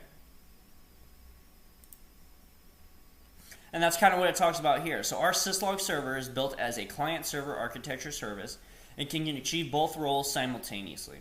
So it can run as a server and collect all logs transmitted by other devices in the network, or it can run as a client by sending all internal system events logged to a remote endpoint syslog server. So it can either store the logs on the current server, which would be the client, or it can send the logs somewhere else for it to be stored there, okay? So when our syslog is configured as a client, the logs can be stored locally, just like I said, in files on the local file system, or it can be sent remotely rather than write them in files stored on the machine, or write event logs file locally and send them to a remote syslog server at the same time, okay? So our syslog server operates any log message using the following schemes. We have type, facility, which is the facility, dot priority, which is the severity, and then the destination, where to send the log, okay? So the above command has three parts, the facility, the priority, and the destination. We're going to talk about those here. So first we have this facility, where the type of data that is represented by internal system processes that generates the messages. So in Linux internal processes, or the facilities, the logs generated are standardized as follows. We have auth, which is messages generated by authentication processes. We have daemon, messages generated by daemons. Kernel, messages generated by the kernel itself. Mail, which are messages generated by a mail server. Syslog, which are messages generated by the rsyslog daemon itself. LPR, which are messages generated by the local printer or print server. And then we also have local 0 through 7, which are custom messages defined by an administrator. Local 7 is usually assigned for Cisco or other Windows machines, okay? And we also have the priority or the severity. So each priority is assigned with a standard abbreviation and a number as described below. So guys, the 7th priority is the highest level of all, and 0 is going to be the lowest one, okay? So emergency is 0. Alerts is 1. Errors is 3. Warn is 4, notice is 5, info is 6, and debug is 7. Okay. And then finally we have the destination part of the rsyslog. Okay. So rsyslog daemon can send log messages to be written in a file on the local file system, and this is usually in var log directory, or it can be piped to another local process or be sent to a local user console to standard out, or send the message to a remote syslog server via. Thanks for watching. Please like and share this video. TCP UDP protocol, or even discarded the messages into dev-null. So maybe we don't even want the messages. We can send it to dev-null. So guys, take note, in order to configure CentOS-RHEL7 as a central log server, first we need to check and ensure that /var partition, where all log files are recorded, is large enough. So we're going to need a few gigs at minimum in order to store these files and send them to other devices, okay? Guys, it's a good decision to use a separate drive such as LVM or RAID to mount the var log directory. Let's go ahead and check on our systems how much space we got there in our var log.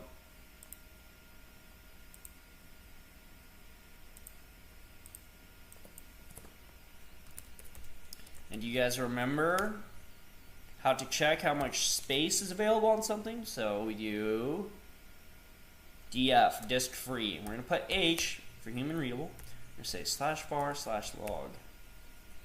How much space is on there? Available 3.8 gigs.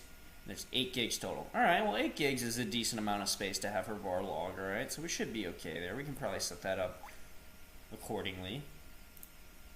So let's head back to our PowerPoint, finish out here. Oops. So guys, in summary, we talked about common problems and symptoms, troubleshooting steps, repairing general boot problems, repairing the grub2 bootloader, hard drive problems, restoring shared libraries, and system logs in rsyslog-d. Next session, we're going to be talking about networking services overview, network manager introduction, network configuration files and formats, enabling and restarting network services with systemctl, configuring basic networking manually, and configuring basic networking with Network Manager. Be sure to follow these links, guys, if you need a little bit of extra help. We do have private tutoring sessions for system administrator management. Weekly and monthly plans are available, as well as Linux and Bash scripting private tutoring sessions. Thank you so much for joining me, guys. This has been a course from coding-bootcamps.com. I'm looking forward to seeing you in our next session. Hey guys, what's going on? Welcome to Session 5 of Linux System Administration Intermediate Level. As always, I am Kevin Downs, and this is a course from coding-bootcamps.com. Today, we're going to be going over some basic networking, okay? So just as a quick recap, in our last session, we went over common problems and symptoms, troubleshooting steps, repairing general boot problems, repairing the grub2 bootloader, hard drive problems, restoring shared libraries, system logs, and rsyslog-d. Today, we're going to be going over networking services overview, network manager introduction, network configuration files and locations and formats, enabling and restarting network services with systemctl, configuring basic networking manually, and configuring basic networking with the network manager. Let's go and jump right in here with network services overview. So network services can be started and run through the system startup scripts as its own standalone daemon.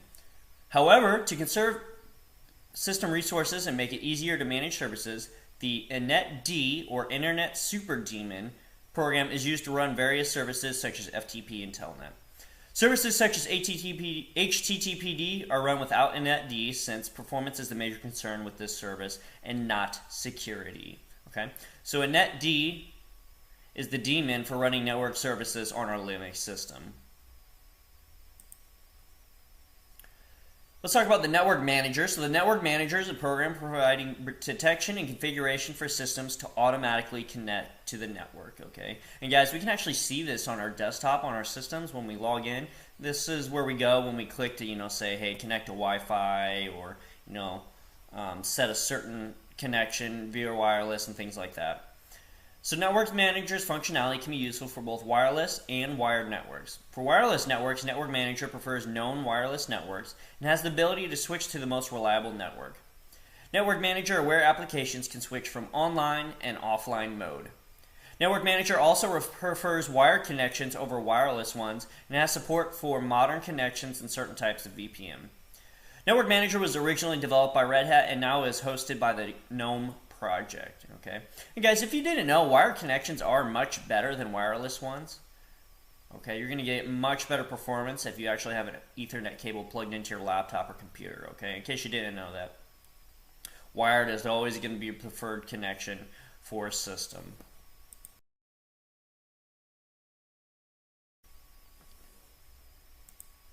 Let's go ahead and talk about some of these network configuration files and locations. Okay, so first one we got here is /etsy/resolve.conf. Okay, and this is going to list DNS servers for internet domain name resolution.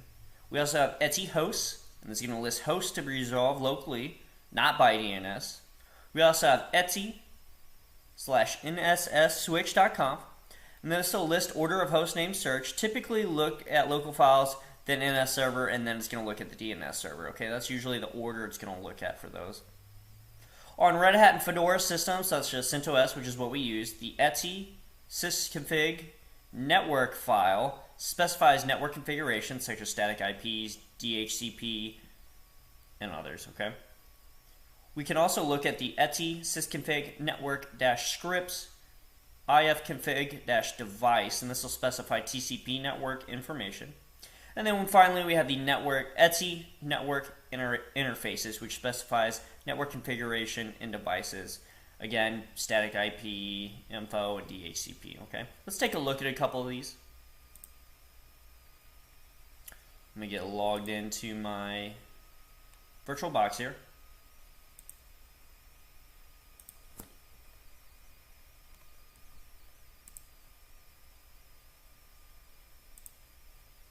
Sorry guys, one sec. There we go. Alright guys, so currently I'm logged in as root. Alright. So we're at our home directory here, right? /root. So first one we're going to take a look at is the Etsy/resolve.conf. Okay. And we can see here we have some files listed here and some IP addresses. So remember, this is where DNS servers are listed. Okay, and we have our DNS servers listed here. All right, let's look at the next one, which was cat Etsy hosts. Okay. So we have our loopback address here. We have some host names here, okay? We're going to look at the next one here, which is going to be Etsy/NSS or NSSwitch.conf. And guys, anytime you see a file that ends in .conf extension, that's a configuration file, all right? That's where settings are going to be applied for different things. All right. Now in this file, we have a list of hostname searches. Okay, and remember, typically goes by local, then NIS, and then DNS. Okay. Let's scroll up a little bit here, see more of the file.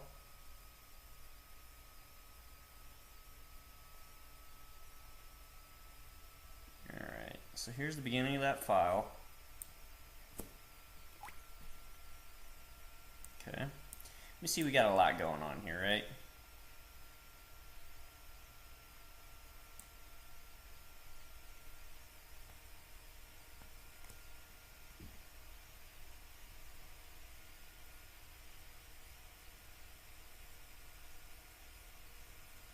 So a lot going on in this file. This isn't a file typically a sysadmin is going to use too much unless you're really diving into some networking stuff, okay? So let's get the next file here, which is the Etsy. All right, let me clear my screen. So we're going to do cat Etsy/sysconfig/network. Okay, not much in this one, right? This is where we would specify network configuration. Let's look at another file here. Etsy network-scripts. Now this is a file as a sysadmin. Oops, forgot one. Oops. that you'll be looking at more often than not. Okay, so out of all the networking files we're looking at, this is probably the one that you'll deal with the most. Actually, instead of doing cat, we're going to cd to this one. We're going to do an ls.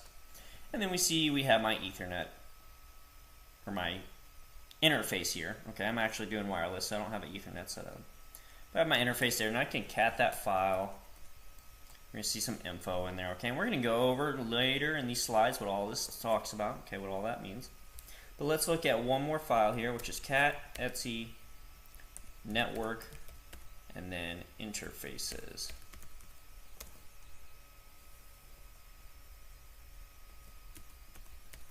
And this might not be on my machine. Might not exist on here. Yeah, okay, so that file doesn't actually exist on this machine, and it probably won't be on your machine either, okay? Kind of a redundant one for the network scripts one, okay, because that's, the network scripts is where all your interfaces are kept as well, alright? So let's head back to our slide. Okay, so we took a look at some of those files, and that's what's contained in some of those files. Alright guys, let's go ahead and talk about enabling and restarting network services with systemctl. So remember, systemctl is how we control the systemd system and act as a service manager. So we have a couple different ways we can input commands to the systemctl. We have status, restart, start, and stop. And we can use them like we have over here. Okay, but keep in mind, guys, on CentOS 8, which is what I'm using and probably what you're using, network.service is deprecated, meaning it's no longer used. So on CentOS 8, it's actually networkmanager.service, which we're going to see here in a moment. Okay, so let's go ahead and pull up our VirtualBox, test a couple of these out. So just real quickly, if I show you systemctl status network.service, it's going to say that it can't find that, right? Could not be found. And again, that's because network.service is deprecated, okay? So if I run that same command again, status, except this time I do network manager.service. This time I do get a status, okay? It tells me it's running, it's loaded, everything's looking good, and it's fine, okay? Let me clear my screen. I can do the same thing, except this time I can do a stop. Now I'll lose internet when I do this, okay? So keep that in mind. You are going to lose internet on your VirtualBox when you do this.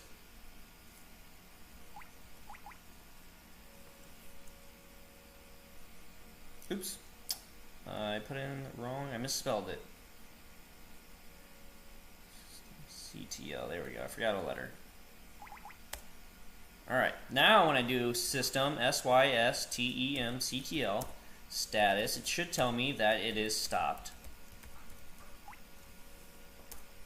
There you go. See? It says it's loaded, but it's inactive, dead. That's because I stopped the manager. Okay. Let me clear my screen. Let's go ahead and start it back up. So I can do the start command. Oops. Network manager. So systemctl start network manager. Now I can do status again, and you'll even notice your little Wi-Fi thing will come back up.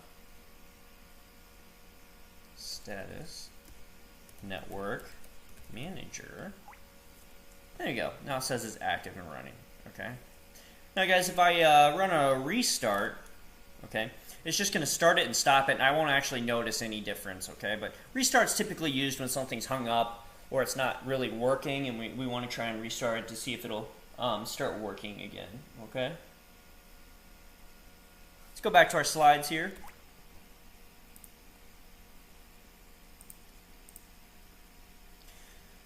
So we can configure basic networking manually. Every network interface has its own configuration file, and that's an etc sysconfig network scripts directory.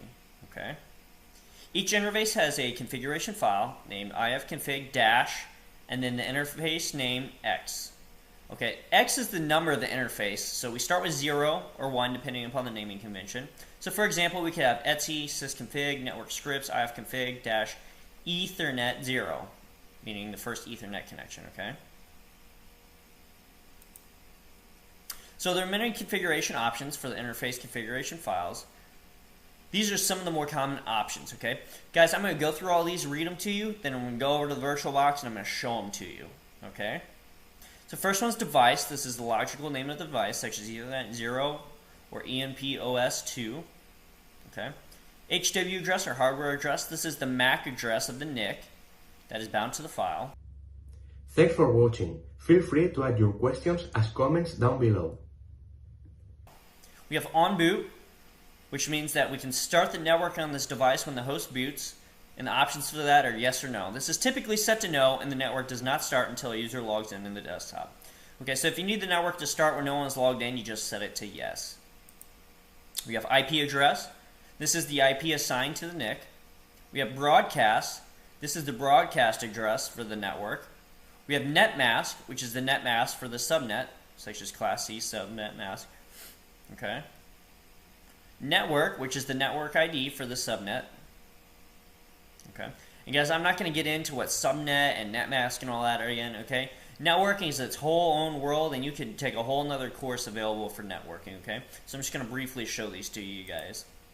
We have search, which is the DNS domain name to search when doing lookups on unqualified host names, such as example.com. We have boot proto, which is the boot protocol for this interface. Options are static, DHCP, bootp, and none. The none option defaults to a static route. We have the gateway, so the network router or default gateway for the subnet. Okay, and guys, actually, something to know about this gateway, that's just a router. Okay, so if you have a router in your home, that's also just called a gateway, all right? So your router has its own IP address, okay, and that's what's being shown here. We also have ethtool_OPTS. And this option is used to set specific interface configuration items for the network interface, such as speed, duplex state, and auto negotiation state. Because this option has several independent values, the values should be enclosed in a single set of quotes, such as, and we have quotation mark, autoneg off, speed 100, duplex full, quotation mark, okay? We also have DNS1, which is the primary DNS server, such as 192.168.0.254, which is a server on the local network. So the DNS servers specified here are added to the etcresolve.conf file when using Network Manager or when the pure DNS directive is set to yes. Otherwise, the DNS server must be added to the etcresolve.conf manually and is ignored here. We also have DNS2. This is the secondary DNS server, for example, 8.8.8.8. And guys, funny enough, this is actually a Google server.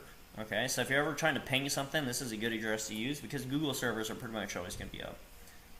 And that says it right here. This is one of the free Google DNS servers. Note that a tertiary DNS server is not supported in the interface configuration files, although a third may be configured in a non-volatile resolve.conf file. Okay. We also have type, which is the type of network, usually Ethernet. The only other value I've ever seen here was a token ring, but that is that's not used anymore, guys. Okay. We also have pure DNS. This option, the yes option, indicates that the etc resolve conf is to be modified by inserting the DNS server entry specified being DNS1 and DNS2 options in this file. No means do not alter the resolve.conf file, and yes is the default when DHCP is specified in the boot proto line. We also have a user CTL or user control, which specifies whether non-privileged users may start and stop this interface, and options are yes and no. And then we also have IPv6 init, which specifies whether IPv6 protocols are applied to this interface, and the options are yes and no. Let's go ahead and check those out, guys.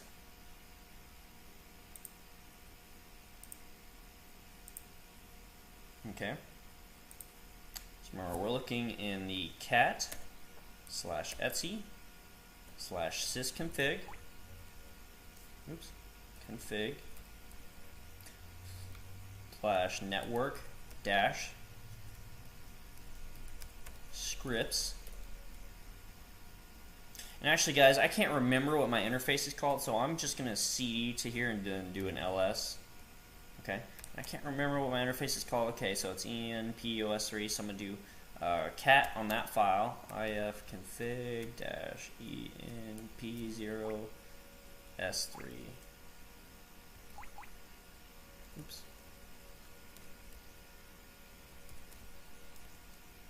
Alright, and there we see everything we just talked about. So we have the type, Ethernet, proxy method, none, browser only, no. We have that boot proto we saw, which is DSCP. Default route, yes. IPv4, fatal. We also see more options here that we didn't talk about, but we have IPv6 in it. some more IPv6 stuff, name, UID, device, on boot, okay. So here's all those options we just saw set up here in this file.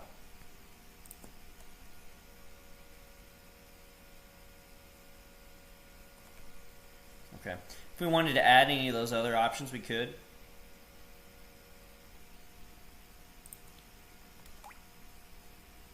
Okay, we would just have to put them in this file. Let's go back to our PowerPoints here, and let's go ahead and close out today's session.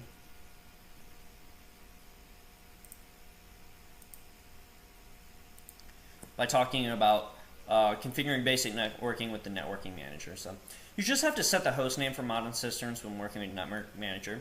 So a host name is a unique name created to identify a machine on a network, and it's configured in etc hostname. Okay. You can also go to the man pages and see hostname and hostname 7 for the details. So this is page 5 and page 7 of the man pages.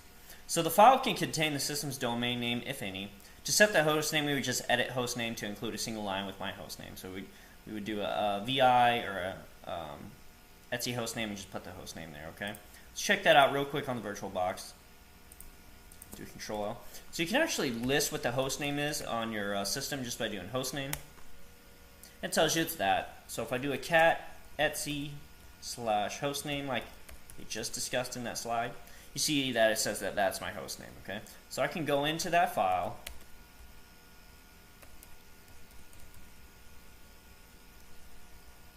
make sure you spell it correctly. Okay, I'm gonna delete that. I'm just gonna put Kev's. Oops. Make sure you go into insert mode by pressing I. I'm just gonna put Kevin's machine. Okay. Let's do right quit. Alright. Now when I do hostname, I should update it. That's it. I think I'll probably have to restart my machine for it to take effect on that. But I don't want to actually set that as the hostname, so I'm not going to restart my machine. Okay. But you see in there that that hostname is different.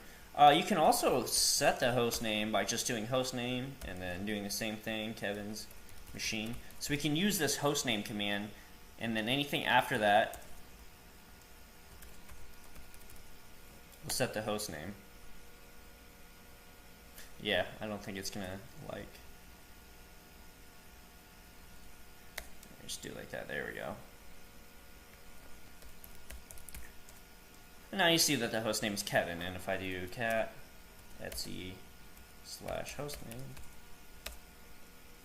yeah, see it didn't quite update it in there. Okay, so a lot of these changes won't take effect until you reboot your machine or you restart, you know, that networking service. Okay, but that's how you change your host name, guys.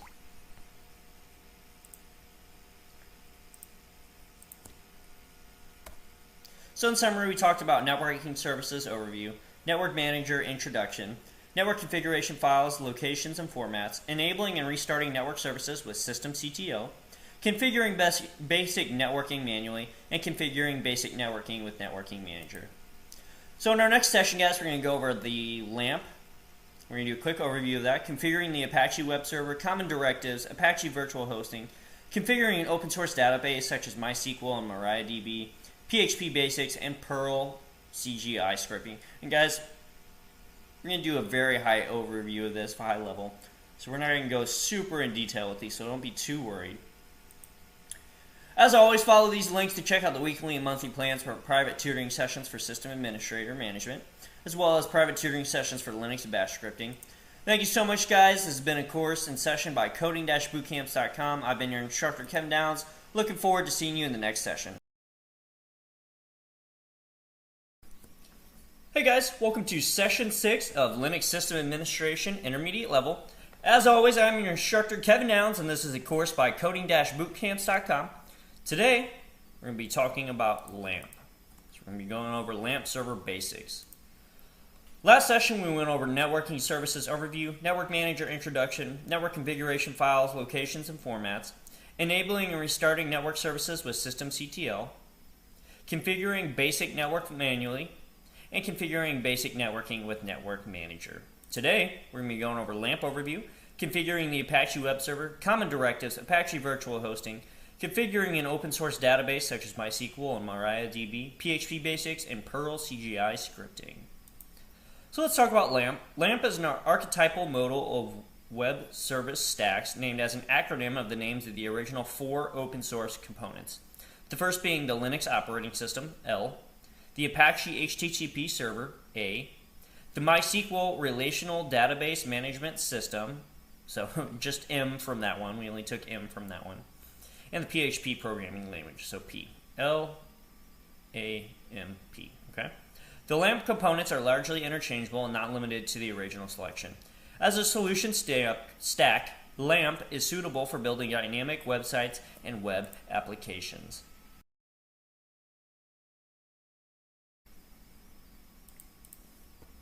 So let's look at configuring the Apache web server. The Apache HTTP server must be installed and configured on all nodes in the assigned failover domain if used or in the cluster.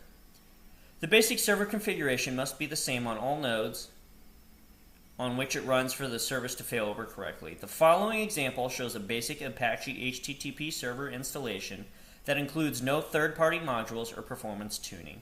So to configure the Apache HTTP server as a cluster service, perform the following tasks. First, edit the etc httpd conf httpd.conf configuration file and customize the file according to your configuration. So for example, we can specify the directory that contains the HTML files. We also specify the mount point when adding the service to the cluster configuration. It is only required to change this field if the mount point for the website's content differs from the default settings of var www HTML. Guys, I'm not going to show this on our VirtualBox right now just because we're not going to actually set up any type of web server or any websites or anything like that. Just kind of go through this and we're just going to kind of understand what's going on, okay? So after that, we could specify a unique IP address to which the server will listen for requests. And if the script directory resides in a non-standard location, specify the directory that contains the CGI programs. Lastly, we can specify the path that was used in the previous step and set the access permissions to default to that directory. The standard Apache HTTP server start script, which is etc rc.d and init.d httpd is also used within the cluster framework to start and stop the Apache HTTP server on the active cluster node. Accordingly, when configuring the service, specify the script by adding it as a script resource in the cluster configuration tool. So we can copy the configuration file over to other nodes of the cluster or nodes of the failover domain if configured. Guys, if you're going to want to be able to see all these files, you're going to have to install HTTPD on your system. And to do that, we would just do a yum install HTTPD, okay?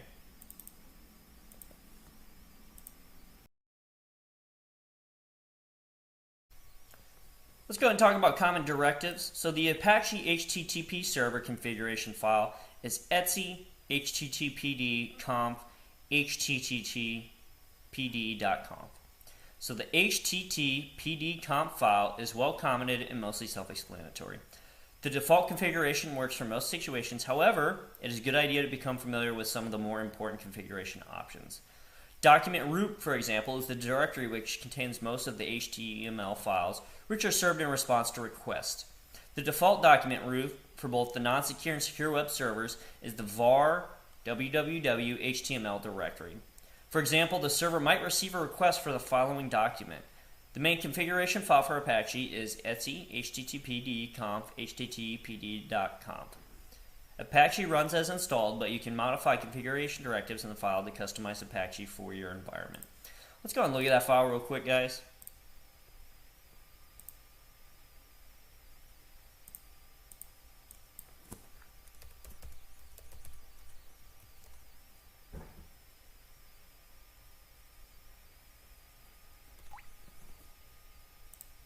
So the file we were looking at, we're going to do cat etc /httpd/conf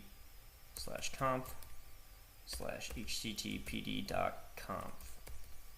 Okay. Oops.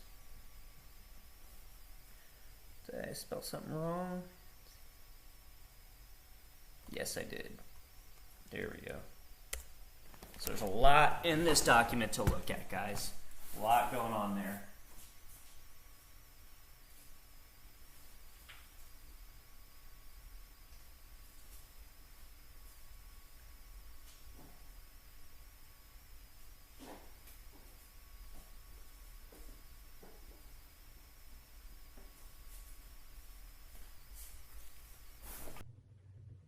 If you have enjoyed watching this video, please subscribe to our YouTube channel. Thank you. Okay, I'm not going to go through all this because there's a lot there. And as it said, most of this stuff is commented out, so it's kind of telling you what's going on. But there is that file. Feel free on your own time to look through that as much as you want and kind of see what all is going on in that file. So let's head back and look at our next PowerPoint slide, which is Apache virtual hosting. So the term virtual host refers to the practice of running more than one website, such as company1.example.com and company2example.com, on a single machine. Virtual host can be IP-based, meaning that you have a different IP address for every website, or name-based, meaning that you might have multiple names running on each IP address. The fact that they are running on the same physical server is not apparent to the end user, okay? So guys, these are separated by either IP address or by name, all right? So there's plenty of resources on one server to run two different websites, and obviously, you know, if you needed one server to run a whole website, that's not very efficient, right? So you're gonna have multiple kind of web services spun up on servers. Apache was one of the first servers to support IP-based virtual hosts right out of the box. Version 1.1 and later of Apache support both IP-based and name-based virtual hosts. These are also shortened, guys, to mean vhost. So if you see vhost, that means virtual host. So the latter variant of virtual host is sometimes also called host-based or non-IP virtual hosts. Moving on, let's talk about configuring an open source database. So we're going to look at something called MySQL. Okay, you can define most of MySQL's configuration parameters in the my.cnf file, which may be located in either the /etc or /etc MySQL directory. Okay, guys, in order to see these directories again, you're going to have to install MySQL -server. Okay, so you would just do a yum install mysql SQL-server. All right. So take note, the Linux distribution may only allow MySQL Server to listen on the 127.0.0.1 localhost address. This is sufficient if the database and application that use it is on the same server. To allow access from remote clients, you will have to let it listen to the IP address of your network interface. The bind address directive in the MySQL section of the my.cnf file governs this action. In this case, MySQL is listening on the address 192.168.1.100. MariaDB, the configuration files and binaries for MariaDB are mostly the same as MySQL. Okay, so it's a very similar thing as MySQL. For example, both use a configuration file called my.cnf. Even the daemon binary is called MySQL. Okay, this is done to ensure people can mostly easily migrate from MySQL. The default configuration file is a little too liberal though. It should not be used in either testing or production. If you are just playing around with it and learning the software, guys, however, that should be fine, okay? If you're just going to kind of mess around with it and test some of the stuff over, that's fine. Otherwise, I wouldn't really use it. It's a little too liberal. The MariaDB installation includes several configuration file templates that can be used to quickly configure the server. The one you should choose depends on how large you expect your database to get. Okay, so first thing you should do, guys, you should back up the original configuration file by copying it. Okay, so it's just kind of looking at configuring an open source database. So you would do that by doing copy etc my.cnf to etc my.backup. Okay, so you're just going to create another file called my.backup under the /etc directory. Okay, and guys, again, I'm not going to go through this because we're not actually going to set up a open source database on this particular session. Okay, later on we might do that in some projects or homework sessions, but for now we're just going to try and understand the concepts. Okay, so next you're going to create a new my.cnf file by copying an existing template. In this case, we'll use the medium server template for this example. This is not going to exist on our virtual box, guys, okay, just because we don't have all the different packages and stuff needed to see these, okay? But we'll show you the MySQL service and how to start and stop it. So we see that next. After we create a new my.cnf file, you can start the MariaDB service daemon, okay? And guys, this isn't a typo. The MariaDB service name is MySQL D, okay? And we can even configure it to start automatically when the system is booted. We can do that by doing check config MySQL or we can do systemctl enable MySQLD. All right, let's check that out now.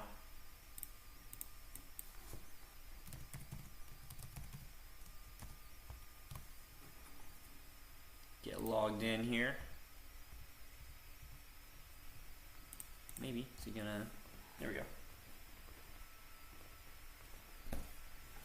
Clear my screen here. So first, let's do service MySQLD status. Okay. Hey guys, service is kind of an older form of systemctl. They both do the same thing. They're just set up differently.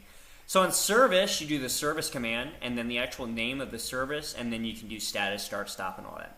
Systemctl, you do systemctl and then status, start, stop, and all that, and then the service third. Okay, so they're just kind of flip-flop here. They both do the same thing. So let's do status. You'll even notice here on this line here, it says redirecting to systemctl.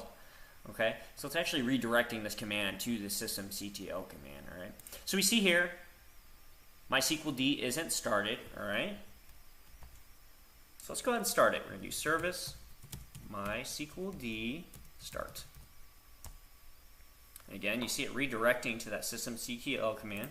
So we're going to do service MySQLD status, and now you see it's running. Perfect. All right. Oops. Let me clear my screen.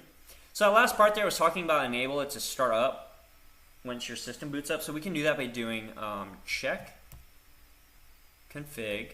So chk config MySQLD. Okay.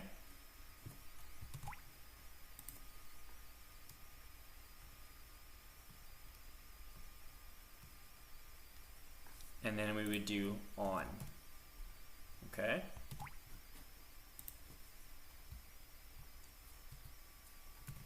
And then we'll hit enter.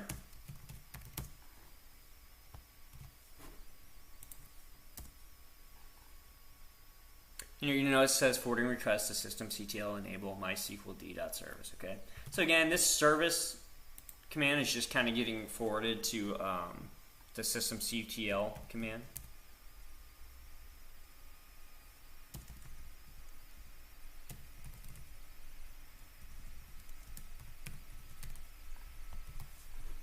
Okay. So we'll notice it's still, when we do service MySQLD status, it's still started. Okay, now it's just enabled to start up automatically when we start our machines. Okay, let's clear that. Let's go back to our PowerPoint here. Okay, so that's how you would start it automatically. We can do the same thing with systemctl enable. Okay. So if you are managing a dynamic application like e-commerce site where databases play an important role, as a system admin, you may be required to make a backup from your databases, okay? So you might have to do some backups for those. And in fact, it's not even going to be an if, but a when. You're going to have to do backups of these in case something gets lost, right? So there's two ways to make backups for both these servers and databases. And guys, this should look familiar, right? So we have a periodic and incremental backup. Remember, periodic means we're just going to back up the whole thing maybe once a week, nightly, whatever the case may be. Incremental means we're going to do certain parts of this system at a time. Okay, guys, take note. It's common practice to set up scheduled tasks or cron jobs for making daily, weekly database backups. Okay, so and it's actually encouraged to do that. You want to automate your job as much as you can, right? So you might schedule or set up a cron job to do these tasks nightly or weekly or even monthly.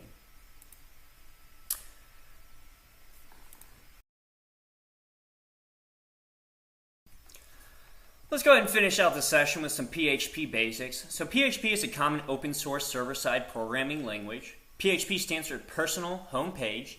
And in PHP, every piece of script starts with the question mark PHP and ends with question mark. Okay, so we start the script with PHP and we end with the question mark. Okay, it's mainly used in conjunction with MySQL for performing database-related actions such as data entry, update, removal, and select statements.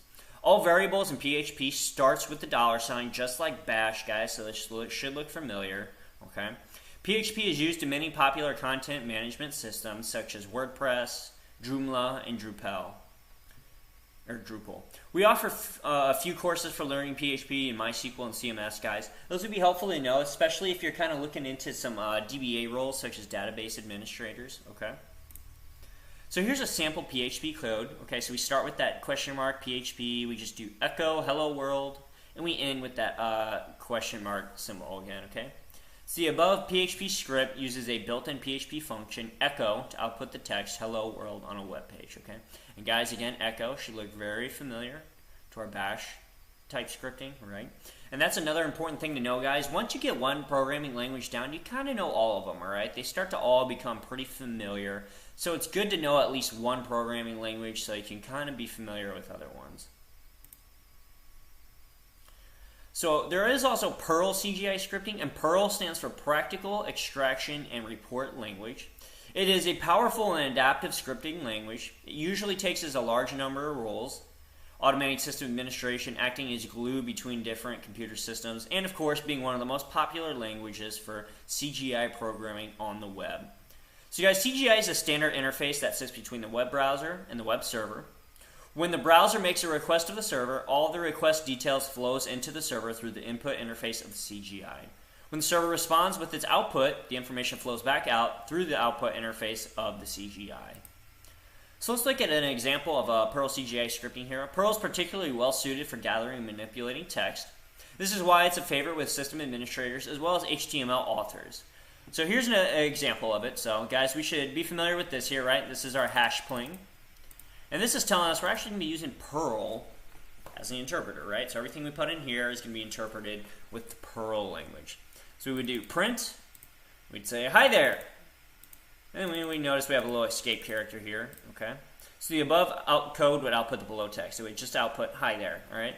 And this little /n denotes that, hey, this is the end of the line, okay? And it's also saying to not interpret this exclamation point, all right? That's an escape character here. Saying don't interpret this exclamation point as a bang. It's just simply an exclamation point, okay?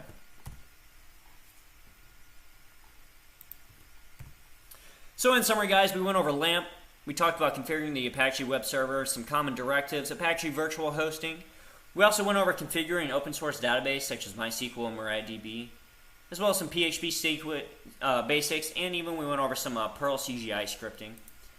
Next session, we got a lot to cover. We're going to go over security overview, maintaining system security, server access, physical security, network security, security tools, port probing with Nmap, intrusion detection and prevention, PAM security modules, scanning the system, maintaining file integrity, using firewalls, and introduction to Firewall D. Please follow these links, guys, if you feel like you're falling a little behind or struggling with some of these concepts. There are private tutoring sessions available. There are weekly and monthly plans, as well as private tutoring sessions for Linux and Bash scripting. Thank you so much for joining me, guys, on this session provided by coding-bootcamps.com. Looking forward to seeing you in our next session. Hey guys, welcome to Session 7 of Linux System Administration, Intermediate Level. As always, I'm your instructor Kevin Downs, and this is a course from coding-bootcamps.com. Today, we're going to be going over Introduction to System Security. Last session, we went over LAMP, configuring the Apache web server, common directives, Apache virtual hosting, configuring an open source database such as MySQL or MariaDB, PHP basics, and Perl CGI scripting. Today, we're going to be going over security overview, maintaining system security, server access, physical security, network security, security tools, port probing with Nmap, intrusion detection and prevention, PAM security modules, scanning the system, maintaining file integrity, using firewalls, and introduction to Firewall D. Let's go and get started with a quick security overview here. So Linux security is effective because it does not rely upon remote procedural code or RPC. This allows outside computers to give commands to otherwise secure computers. Closing network ports and disabling run level and X and netd services can ensure even better Linux security by reducing unauthorized access. So even though Linux is an open source system, meaning that it's visible, Linux security is not successfully attacked by outsiders at the rate of other proprietary software systems that are hidden. Linux security is also affected because malware for Linux is generally ineffective, which reduces downtime and loss of productivity. So let's talk about a couple things you can do to kind of maintain your system security. First is you can disable any unused services and applications. Next, you can regularly check some system logs to see if anything unusual is occurring. Thanks for watching. Please like and share this video. Third, you can consider port knocking. And guys, port knocking just secures ports by requiring specific patterns to be met before things are allowed through it. Okay. You can use IP tables, which we're going to discuss a little bit later. Okay. But essentially, that's just filtering what's allowed from certain IP addresses and what packets are allowed through. You can also deny everything by default and set up specific exceptions. And you can also use an intrusion detection system. All good ways to increase security on your system.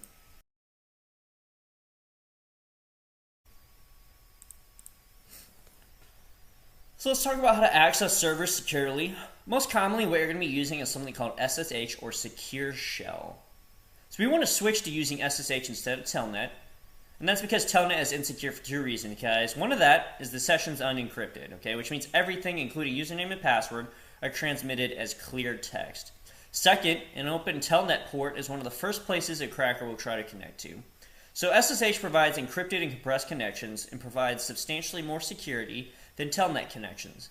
You can run an SSH server, which is going to allow incoming secure connections, as well as a client for outgoing secure connections under links. And guys, I really don't know anyone that uses Telnet, okay, for this specific reason that everything's in clear text. You're pretty much always going to be using SSH for any type of administration you're going to be doing, okay?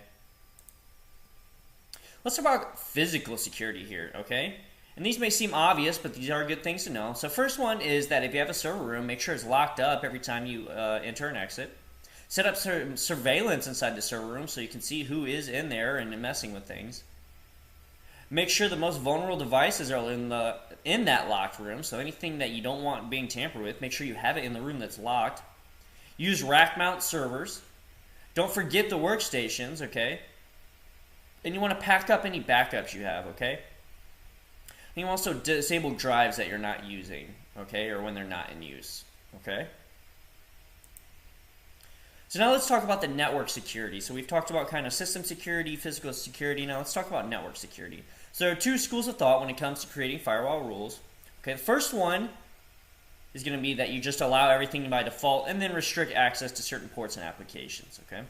This is almost always the way firewalls are set up, as it's the easiest way to set up and maintain, okay? Allowing all by default is nice for system admins because everything just works and there are no user complaints to deal with, all right? That's perfect world, though. There is another way we can do it, and the other method is setting up firewalls to deny all incoming and outgoing traffic by default and only allow approved traffic through by creating exceptions, okay? This is a much better way to do it, but requires a lot of thought and planning on which types of traffic you're going to do. So you can allow everything, okay? And then you can just restrict certain ports and applications. So it says let everything get through, but on these ports don't let things through, and then these applications aren't allowed through. Or you can say don't let anything through, and we're going to only allow specific applications and ports and programs exceptions. We're going to do that one by one for each one, saying this one specifically can come through, okay? And as you can imagine, this does take a lot of planning and thought process.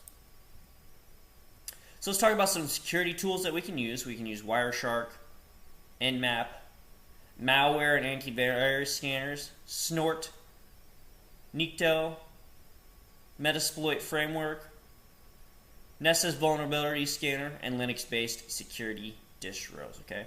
And guys, feel free to look any of these up, okay? You can just do a quick search engine search for these and just kind of read into them, okay?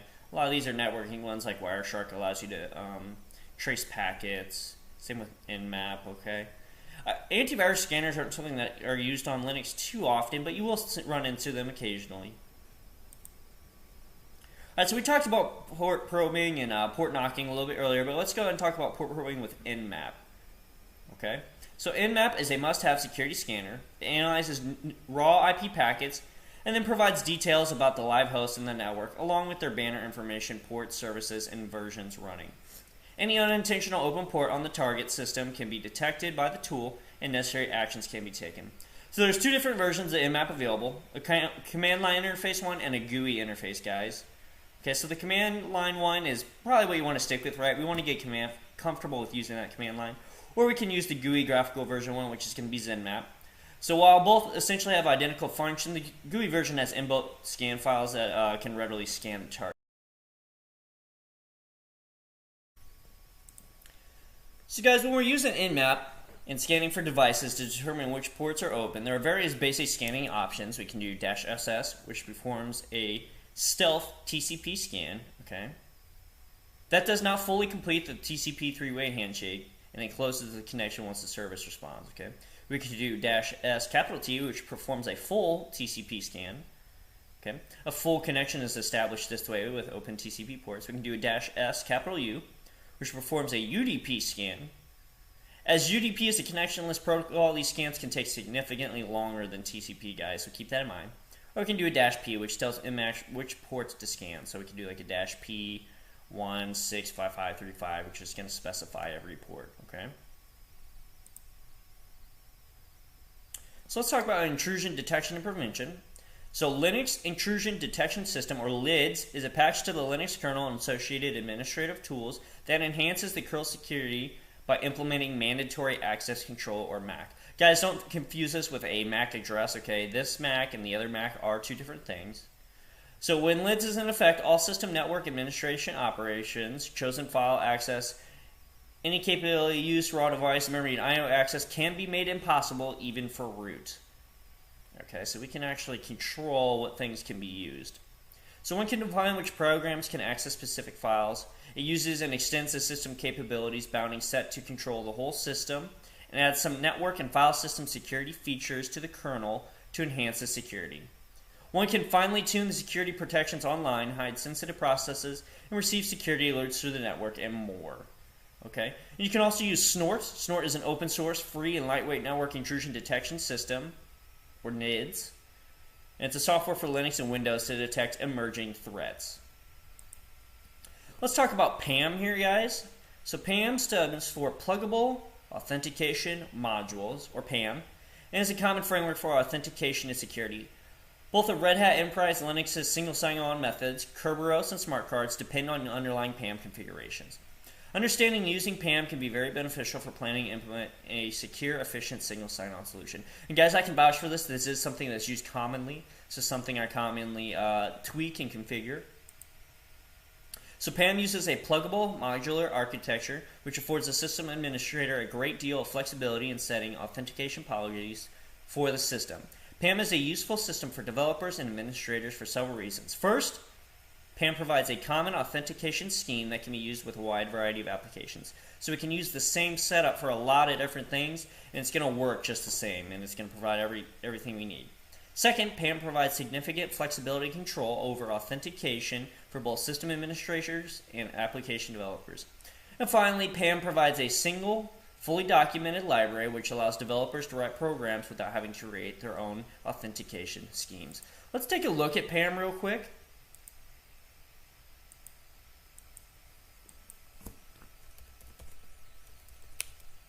So I'm going to show you where PAM resides.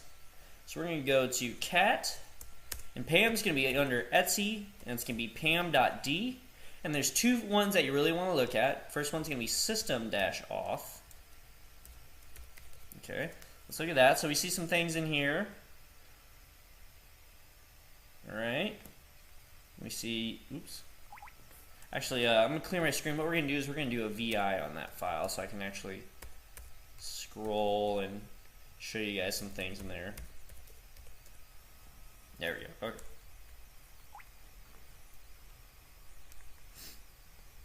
Alright, so this says do not modify this file manually. That's probably good advice if you don't know what you're doing. If you mess something up in PAM, you can get locked out of the system. I mean, there would just be no way to actually log back into the system, and you would be really, really out of luck, guys. So don't mess with this file. That's good advice, unless you know what you're doing, okay? So we see some things here, like PAM permit, PAM deny.so. Alright. We can add certain things in here, like right here I could put like deny equals 5. Okay. And if I do that, it's going to say after 5 attempts, it's going to lock this person out and say, you've been locked out. You need to contact your system administrator, right? I could also put under something like here on this line here, this password sufficient line. Okay, I could add a remember equals 7 here, and that would say remember the last 7 passwords that were used, and they can't use the previous 7 passwords. Okay, so there's just things we can tweak in this file. Notice here I'm going to do I'm going to do a quit exclamation point when I exit this file. Alright, because I don't want it to save anything I've done in this file, right? I did Q exclamation point. So I don't want it to make any changes to this file. I just wanted to view it and show you guys some things, but now I'm going to exit out of it, okay? Now I don't have to be worried that anything was changed on it. So that's the PAM file. The other file we can look at is password auth, vim.c/pam.t/password-auth. And it pretty much looks the same as the other file, okay?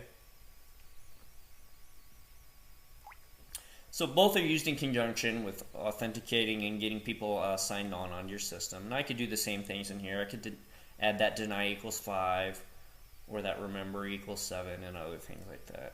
Again, I'm going to do a quit exclamation point here.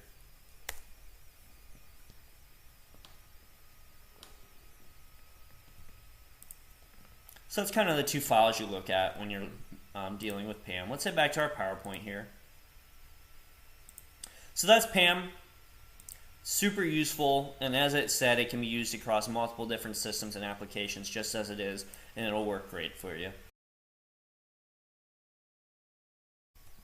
Alright guys, let's go ahead and talk about a way we can scan our system. So we can use something that's called Linus, or Linus, and it's a free, open source, powerful, and popular security auditing and scanning tool for Unix and Linux-like operating systems. It is a malware scanning and vulnerability detecting tool that scans systems for security information and issues, file integrity, configuration errors, and performing firewall auditing, checking installed servers, and file and directory permissions, and a lot more, guys. So if you want, you can try and follow these steps here. You can cd to opt, do a wget to download Linus, and you can extract that tar file. You can move it to /user/local and then create a symbolic link from your /user/local Linus to user local bin, okay?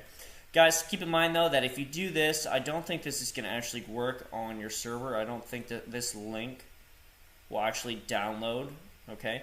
But go ahead and look up this Linus tool and just kind of see what it's about. So here's kind of a screenshot of it working on an actual server. So you can see here that you just run this Linus audit system command, and it would actually go ahead and scan your system. You would see here it's checking your OS, detecting profiles, and just kind of looks at stuff and make sure that there's no threats detected on your system.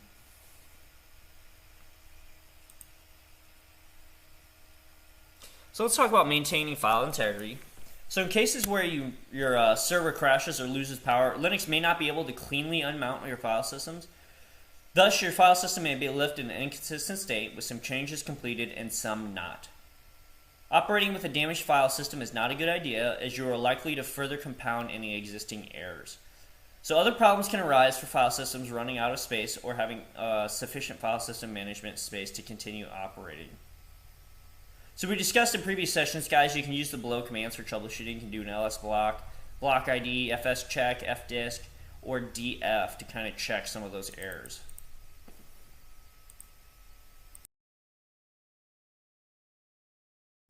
Let's close out today's session by talking about firewalls. So a firewall is a system that provides network security by filtering incoming and outgoing network traffic based on a set of user-defined rules. In general, the purpose of a firewall is to reduce or eliminate the occurrence of unwanted network communications while allowing all legitimate communications to flow freely. In most server infrastructures, firewalls provide an essential layer of security that, combined with other measures, prevents attackers from accessing your server in malicious ways.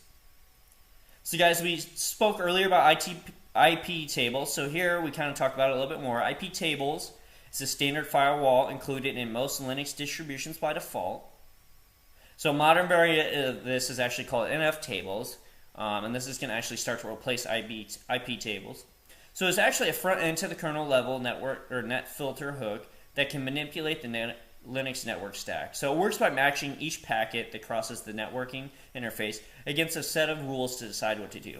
So basically, guys, we have these packets coming in, and based off the rules we set up on the IP Thanks for watching. Feel free to add your questions as comments down below. tables that tells us whether if that packet from that IP address can come through the firewall or not, okay? So this is a really effective way to filter things from coming through your system. That way we're not letting anything malicious through, okay? The firewall is controlled by a firewall daemon, and Firewall D is a firewall management tool for Linux operating systems, okay? It provides firewall features by acting as a front end for the IP table packets filtering system provided by the Linux kernel. The name Firewall D adheres to the Unix convention of naming system daemons by appending the letter D.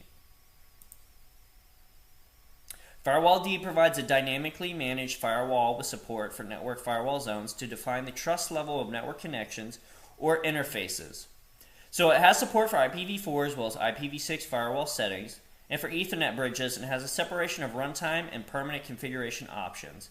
It also supports an interface for service or applications to add firewall rules directly.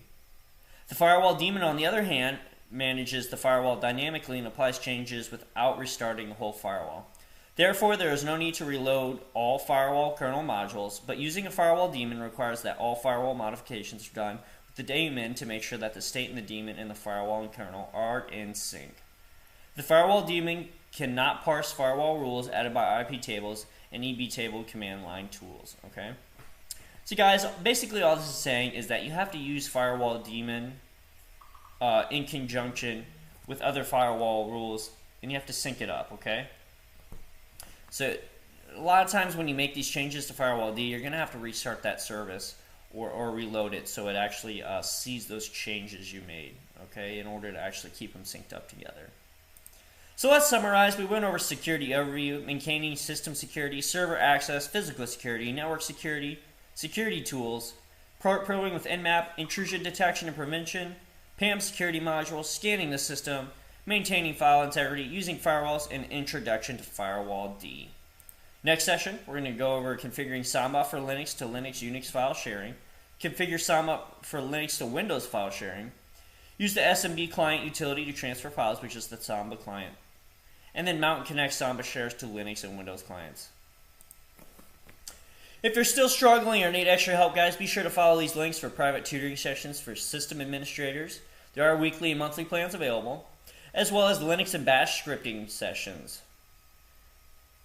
Thank you so much for joining me, guys. I am looking forward to seeing you in our next session. See you then.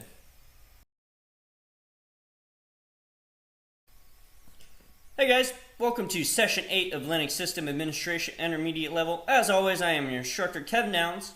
This is a course by coding-bootcamps.com. Today, we're going to be talking all about the Samba file sharing facility.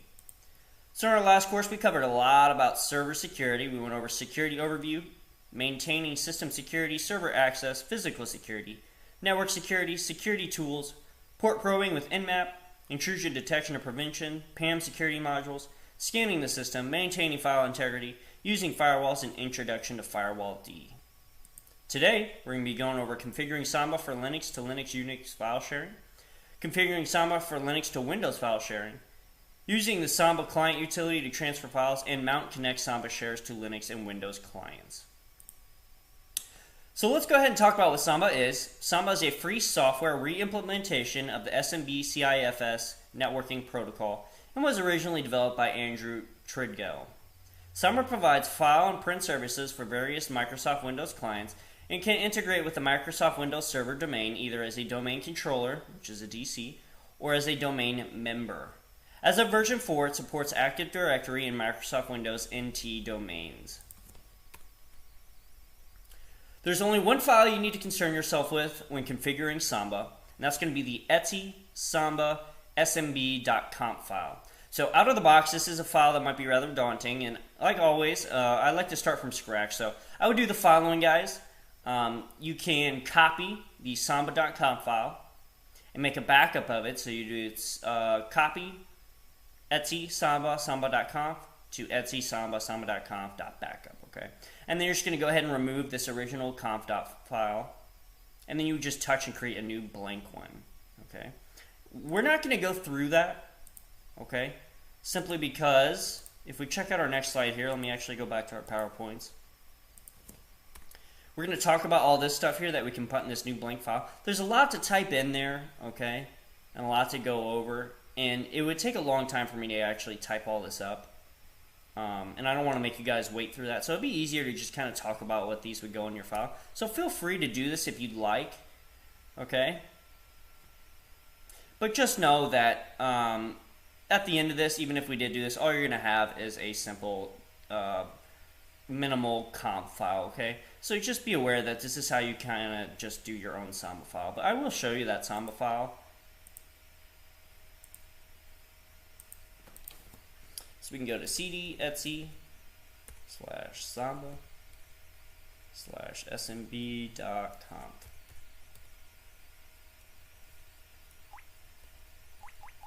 Oops, I think I spelled it wrong.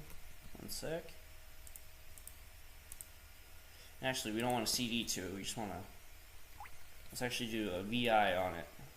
Actually, guys, I'm going to show you something else here. I'm going to do something called View. View is nice because it acts as Vim, except you can't actually edit anything. You're just viewing the file, and it lets you actually scroll around. So we're going to do that instead.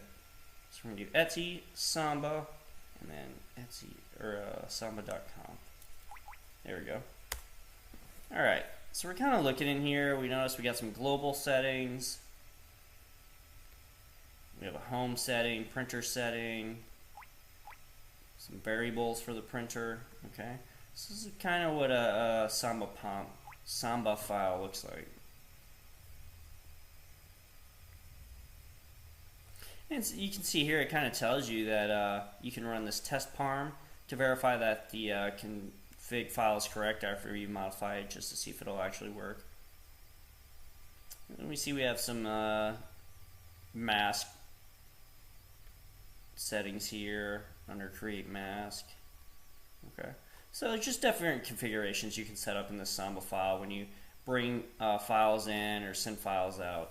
Okay, and guys, cups here, if you've never seen cups before, this is the printer for Linux. All right, cups has to do with printing for Linux. Okay, let's go ahead and quit out of this file. So escape :Q exclamation point.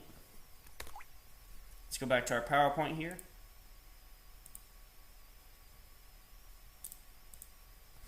So if you did delete that file and you were to put some new settings in there, this is what it would look like, all right? So this is a useful way to set up Samba. So we have the NetBIOS name, which would be NetBIOS name. We can put our work group, set the security to user, encrypt passwords to yes.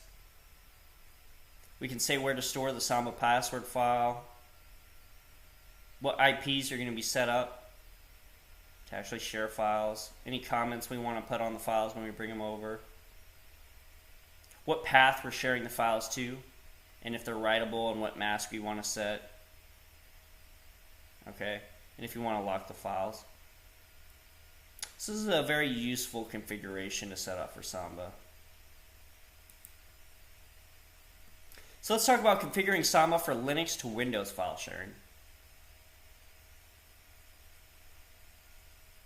So if we want to access Samba shares from Windows clients, we would have to see our new server appear in the My Windows Network places.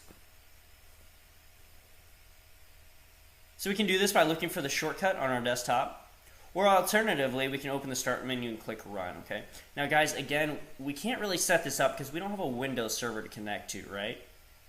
So this isn't something I can demo right now, but just be aware of how this actually works. Okay.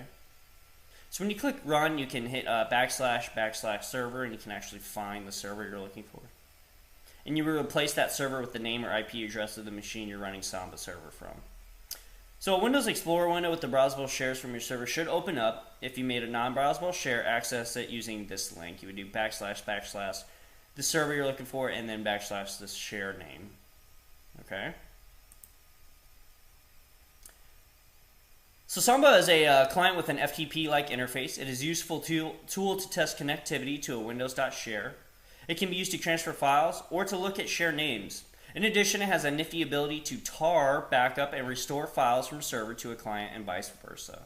So here we see some syntax for that command. It would be SMB or Samba client, the service name, and then a lot of different flags we can put on here. We can say what user we want to do it as. Okay, what host and port we're going to be going through. What type of tar options we want to throw on there. So a lot of different things we can do with that Samba command.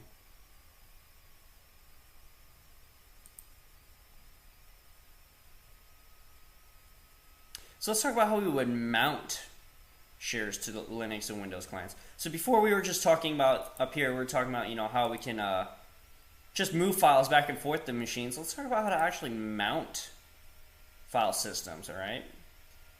So once we have established that a Windows machine has some worthwhile stuff to share, it might actually be nice to have that stuff available at our fingertips, right? So that each time we use our Linux machine, we can see the stuff on that Windows server, right? And maybe the Windows server is sharing music or video, or even better, maybe it has a software repository that we can pull stuff from, okay? So Samba client is definitely useful, but it has some undesirable things to transfer this information back and forth as we find a use for it. So in this case, if we don't want to keep transferring stuff back and forth, the simple answer would be to mount these drives on the Linux host as we would any other drive. And this is actually pretty simple to achieve. We would do the Samba mount command, 4 backslashes, the IP of the server, 2 backslashes, $/mount/thumb-o, and then the username equals myhost. Okay? So pretty easy one-line command we can do. And from there, that share is actually going to be mounted on our machine. Every time we log on our machine, we can see anything that's actually contained in that file system or folder, which is great, because then we don't have to keep sharing stuff back and forth. Whatever's put into that file or folder, we can just see from now on anytime we log on. Now guys, keep in mind that when you have these kind of network shares set up, it takes some time to really bring stuff back and forth, right? And it's actually going to slow your machine down a little bit, right? Because it's having to kind of set up that connection back and forth. So just keep that in mind. It will slow your system down a little bit. Now guys, take note, if you want to learn more about Windows Server setup and management, I highly recommend taking the course below. It's going to be how to manage Windows servers, and it's going to go into a lot more depth of how to actually manage some Windows servers. So in summary, guys, we kind of talked about how to configure Samba for Linux to Linux Unix file sharing, configure Samba for Linux to Windows file sharing, using the SMB client, utility transfer files, and how to mount and connect Samba shares to Linux and Windows clients. Next course, or session, we're going to be talking about NFS to access remote file systems, configuring the NFS server, configuring the NFS client, and exporting file systems for the NFS server to the NFS client. Okay, and guys, NFS is just network file sharing. It's very similar to Samba, like we were just talking about. As always, follow these links for weekly and monthly plans for private tutoring sessions for system administrator management.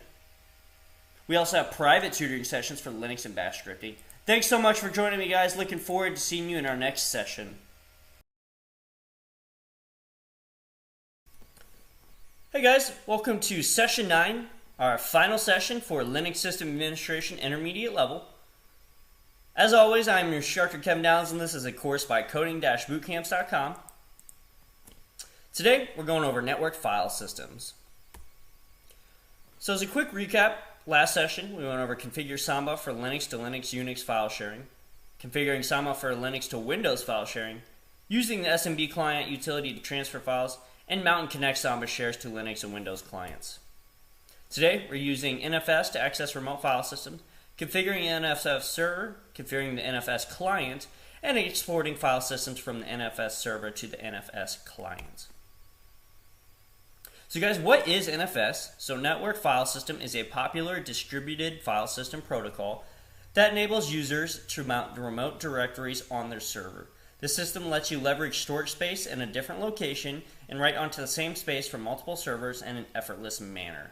It thus works fairly well for directories that users need to access frequently. So guys, in short, what this is doing is you have server A, which is the server you're on, And then you have server B that has a directory that you want to access, but you don't want to have to keep taking files from server B and keep taking it over to server A. You want to just be able to log on to server A and just see the files that are contained in the directory or file system on server B. That's what this does, right? It mounts it for you so that you can directly access it without having to go to the other server. If you have enjoyed watching this video, please subscribe to our YouTube channel. Thank you. Without having to pull files back to your server A, okay? So we have NFS version 4, which works through firewalls and on the internet, and it no longer requires an RPC bind service, supports ACLs, and it utilizes stateful operations. Red Hat Enterprise Linux 6 supports NFS version 2, NFS version 3, and NFS version 4 clients. When mounting a file system via NFS, Red Hat Enterprise Linux uses NFS 4 by default if the server supports it. All versions of NFS can use Transfer Control Protocol, or TCP, running over an IP network, with NFS 4 requiring it. NFS v2 and v3 can use the User Datagram Protocol, which is UDP, running over an IP network to provide a stateless network connection between the client and server.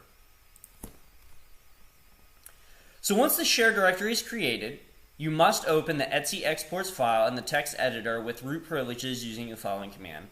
So you would do sudo to sudo up to privileged user, and you do nano, vim, vi, whatever editor you want to use, and then you would edit the etc/exports file. So the files that will appear would contain a few comments to tell you the general structure of each configuration line. Essentially, the syntax would be similar to the following.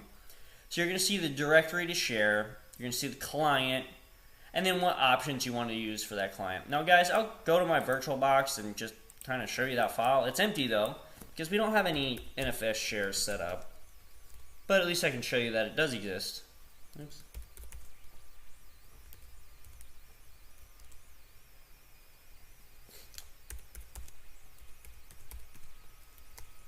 There we go. Alright. Guys, if you remember from my last session, remember I told you I was going to change that host name and it wouldn't really change until I rebooted my server? Well, there you go. Now you see that it did actually change my host name, if you recall from those other sessions. But anyways, that's a different subject. So we can do a cd, or we can do a cat/etc/exports, and it's not going to bring anything back, okay? Notice it didn't say, hey, that file doesn't exist. It just didn't put anything back. Why? Well, that's because this file's empty, right? We don't have any NFS shares set up, all right? So I can't really show you what's in there, right? But I do want to show you that it does exist on your server, or on your machine. So let's go back to the PowerPoint. So this is how it will be set up in that file. Again, the directory you want to share, the client you're sharing it to, and any options you want to add to it. So guys, the aim here is to be able to create a line for each of the directories that must be shared. So for every directory that you want to share, you have to put in a new line in that file, okay? Since in our chosen example, the IP happens to be 333.333.333.333, the line should look something like this in that file, okay? It should be /home, so we want to share home, and we're going to send it to this IP address, and we're going to put it with these options here. RW, sync, no root squash, no subtree check, okay? We also want to share a separate one called var NFS to the same IP with the same or similar options here. So we're going to take a look at these options here, guys. So the first one's going to be read-write, okay? This option allows the client computer to read as well as write access to the volume. The next one's going to be sync. It forces NFS to write changes to the disk before replying, thus resulting in a more stable and consistent environment. Okay, this is partly because the reply replicates the actual state of the remote volume. We also have no subtree check. This option averts subtree checking, which is a process that compels the host to check if the file is actually still available and export a tree for each request. It may create problems when a file is renamed with the client that it has open. For the same reason, in roughly all of the cases, it is advisable to disable subtree checking. We also have no root squash, which by default, the NFS translates requests from a root user remotely into a non-privileged one on the server. This is meant to be a security feature that does not allow a root account on the client to use the file system of the host as root. Okay.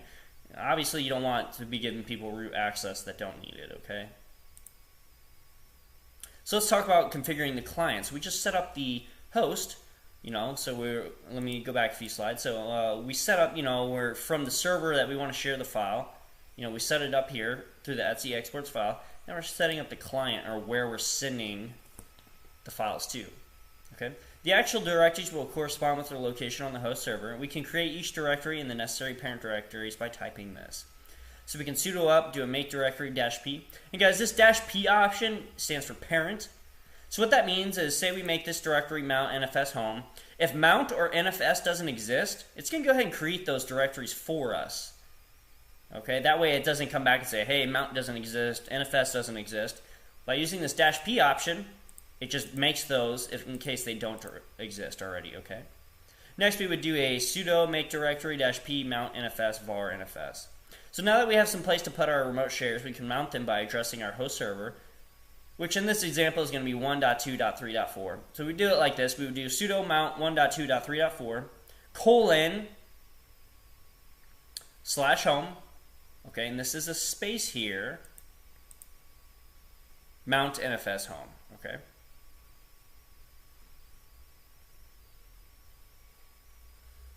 We have an second example here. If we want to mount this directory, we do mount 1.2.3.4 /var.nfs or /nfs. So this is what we want to mount. It's going to mount to /mount nfs var nfs. Okay. So if you want to see all the shares that you have mounted, you can type this command, mount -t nfs. All right. And I would go to my machine and show this, but we don't have any mounted, right? So it's not going to show anything, okay? So just know that this is the command you would do to see the shares. So you can test the access to your shares by writing something to your shares. You can write a test file to one of your shares like this, okay? So I could do a touch mount NFS home and then test home. Let me go back a slide. So this is that directory here. So we're just making a file under home called test home, okay? And then we could just go to our other server and see, okay, is this file there? Can I access it? If it is, then your NFS share is working correctly. So we can write a test file to other share as well to demonstrate an important difference. So see here we have a touch mount NFS var NFS test var NFS.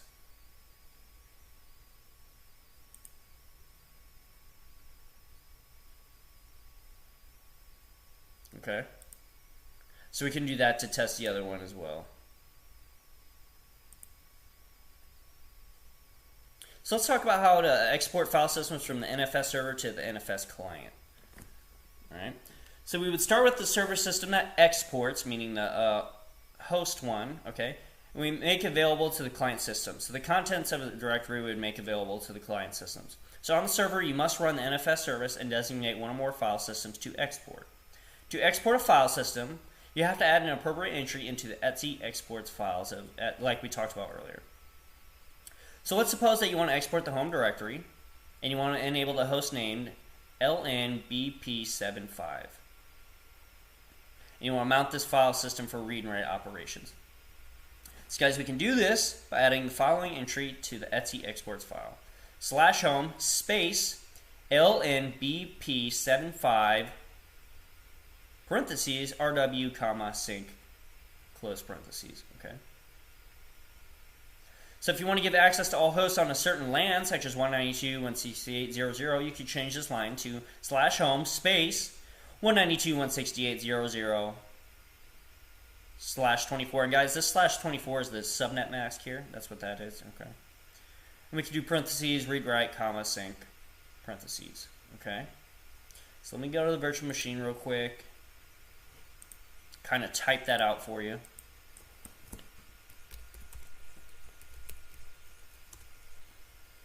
So I can do a vi/etsy/exports. So if I want to do that last example there, I'd hit I for insert, or that first example, I would do home space lnbp75 parentheses, open parentheses, rw comma sync close parentheses. Now guys, it's really important to know that you can't put a space in between these two. If we did this, what would actually happen is you would say, okay, for this host, just do the default settings or permissions on there, okay? And then because we have a space here, it would think, okay, and then for all other hosts, allow these settings, okay? So that's bad. We don't want that. So make sure there is no space in between these two, okay? If we want to use that other example there, we would do /home 192.168.0.0/24. We want to give read write and sync settings, okay? So that's kind of how we do that. I'm not going to save this, guys, otherwise it's going to kind of mess with my system a little bit, but that's how we would do it. And that's assuming that this is the server we're exporting things or sending files to other clients, okay? Let's go back to our PowerPoint here.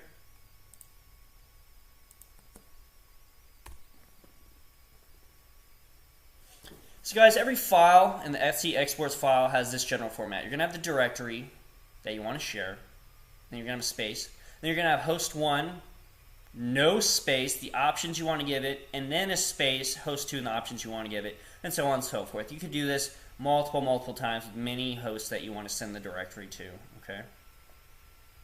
So the first field is the directory being shared via NFS, and that's followed by one or more fields that specify which host can mount that directory remotely, and then you want to, and then you can put the several options in the parentheses here. So you can specify the host with names or IP addresses, including ranges of IP addresses. Okay. Keep in mind though that you can only use a host name that can be resolved by your machine. All right. If you give it a host name that's never seen before or doesn't know how to resolve it, it's going to fail out. So it might be better to just put IP addresses so that you know those will work. Okay. The options in the parentheses denote the kind of access each host is granted and how user and group IDs from the server are mapped to the ID client. If a file is owned by root on the server, for example, what owner is that on the client, okay?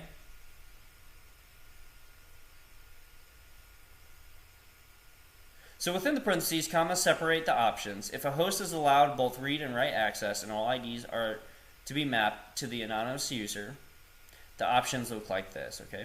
Guys, by default, the anonymous user is named nobody.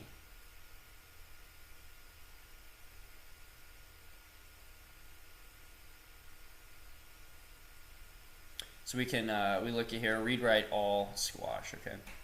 And you use two types of options when setting. You use general options and you use user ID mapping options, okay? So let's summarize. We talked about using NFS to access remote file systems, configuring the NFS server, configuring the NFS client, and exporting file systems from the NFS server to the NFS client. Guys, definitely follow these links to get a little bit of extra help on some of the topics we covered. We have weekly and monthly plans available for system administrator management, as well as private tutoring sessions for Linux and Bash scripting. Be sure to continue your system admin training with Intro to Cybersecurity, Introduction to Cloud Technology, and learn how to manage Windows servers. There's also Introduction to Database Design, learn SQL programming by examples, Introduction to NoSQL Database Design, learn Graph Database Design by examples. Here's some resources you can follow for a little bit extra information. What is Linux operating systems and how it works? What are directory tree and file system hierarchies in Linux? Introduction to Linux file systems for sysadmins, and an overview of Linux virtual memory and disk buffer cache. There's also best practices for monitoring Linux systems, best practices for performing Linux boots and shutdowns, and best practices for making and managing backup operations. Guys, some classes to follow up in conjunction with this one is Learn PHP Programming, Web Development with PHP and MySQL, Advanced Linux Bash Scripting, which will be one that I actually teach, Introduction to HTML and CSS, and Introduction to Python Programming. These are going to follow everything that we've just learned nicely, so it'd be a good idea to kind of jump into these courses next. Thank you so much, guys, for joining me on this course. I hope you learned a lot, and I hope as an intermediate level now, you're really starting to understand how these systems kind of work together and realize that Linux is a very useful system and it can really do a lot, all right? All right, guys, so after this, we're going to be talking about some of the homework and projects we can do to kind of concrete some of these ideas in your head. Looking forward to seeing you there. What's up, guys? We're going to go ahead and get started here on the homework assignment.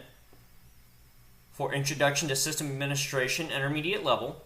So this one's going to be a little bit different than what we've done before. This one's all about bash scripting, and how we have it set up is we actually have some scripts set up for you, but all the scripts are incorrect in some way or another, okay? So we've kind of started them off for you, giving you a rough outline, and we need you to fix them so that they actually do what we're wanting them to do. Okay, let's take a look at here. Okay, and take note, you want to navigate to a directory where your .sh files are located and make the files executable. All right, and that can be wherever you want, whatever directory you'd like. So first. Thanks for watching. Please like and share this video. First one here, we want you to output hello world to the screen and name it hello.sh. The second one, we want to add up two numbers and output the results, and we want you to name that addition.sh. The third one is create a local variable called apple inside a function called bash and output it on the screen. We're going to name that apple.sh. And finally, we're going to create a local variable inside a function called math, and I'll put the sum of local and global variables on the screen and name that math.sh. Okay? So this is where you're going to pause the video, do as much of it as you can. If you get stuck on one, go ahead and move it on to the other. None of them are dependent on one another. And I actually do highly encourage you to do some search engine searching if you do get stuck on things, so you can kind of learn this as you're doing, okay? Once you get done, unpause the video and we'll go through it together. Alright guys, hopefully you've done all of it, or at least some of it, on your own. If not, no worries, we're going to go through this together slowly, piece by piece. So the first one here is not too bad. It's just output hello world to the screen and name it hello.sh. So let's go ahead and go to our virtual box here. Let's do that. So I'm signed in as root, guys. I'm in my home directory. That's where I'm going to keep all my scripts. Okay? So I'm going to do vim. We're going to enter our text editor. We're going to name this one hello.sh. I'm going to hit I for insert mode. Okay? And what do we always start with in a script? The hash playing. So I do pound or dollar or hashtag and then exclamation point and then /bin/bash. And then I'm going to go to my next line here. Okay? What I'm going to do here is I'm going to add a comment. Okay, remember comments are not interpreted. Let's say declare a string variable. Okay. I'm going to declare the variable string is a better way to write that. Okay. So I'm going to say string, which is the variable. I'm going to set it equal to quotation hello world exclamation point end quotation. So I'm setting the variable string equal to this string of words here. Okay. We go to the next line. I'm going to add another comment that says print the variable string on the screen. Okay.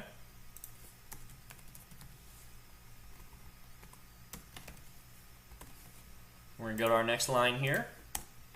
So we're going to do echo. We want to echo that variable. So we put $, and the variable's name is string. And that's it. We're going to hit escape, do colon, right quit. We're going to see if this works. But before we can run it, we got to change permissions on it, right? So we got to do chmod all plus executable permissions and then the hello.sh script, okay? Now we can run it. So we're going to say look in this directory and run hello.sh. Okay? And there we go. It says hello world. Perfect. It's exactly what we wanted to happen. Let's look at number 2 here. So number 2 says, add up two numbers, now put the results, and name it addition.sh. Okay. So let's go ahead and get started on that. We're going to open our text editor. All right, we're going to use vim. So vim, and we're going to name it addition.sh. And what do we always start with, guys? The hash playing. So pound sign or hashtag, exclamation point, /bin/bash. We're going to go to our next line. We say echo total arguments colon. We're going to put $, pound sign, and we're going to end in quotation marks. We're going to do another line that says echo first argument is, first argument equals, we'll put $1, so we're assigning it a variable. We're going to put echo on the third line. We're going to say second argument equals, and a variable named 3. Okay. Now, what we're going to do is we're going to actually add up these arguments. Add arguments. So we're adding a comment saying, hey, on this next line, what we're doing is we're adding arguments up. Okay.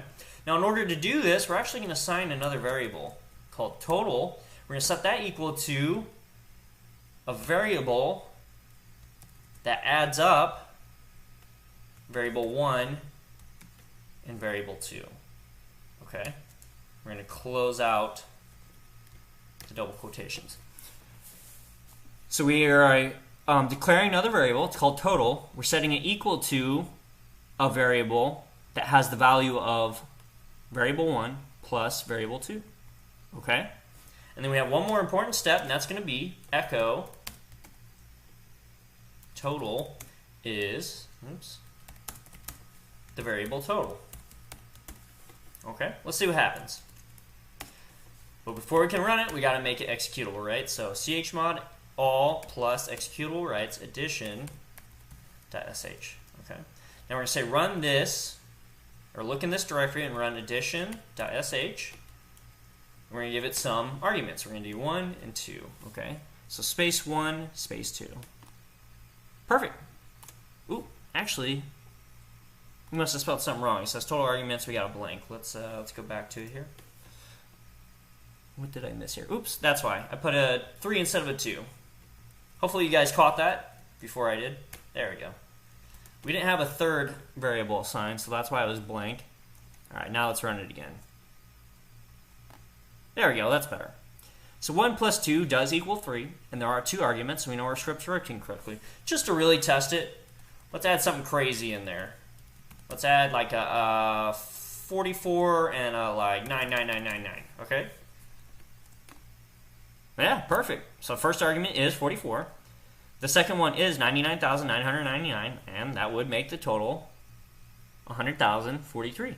Perfect. So our script's working just how we wanted it.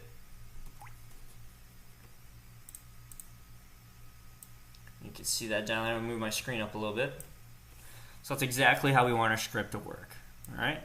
Let's go back to our homework here. And clear my screen though so we can get some space back. Go back to our homework and look at number 3. Okay. So number 3 says create a local variable called apple inside a function called bash and output it on the screen. We're going to name it apple.sh. Okay. Let's go ahead and do that. Let's go to our virtual box.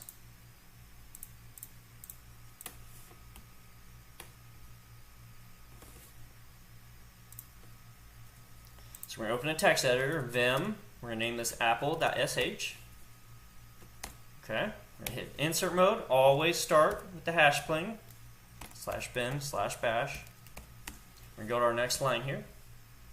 We're going to put a comment in that says define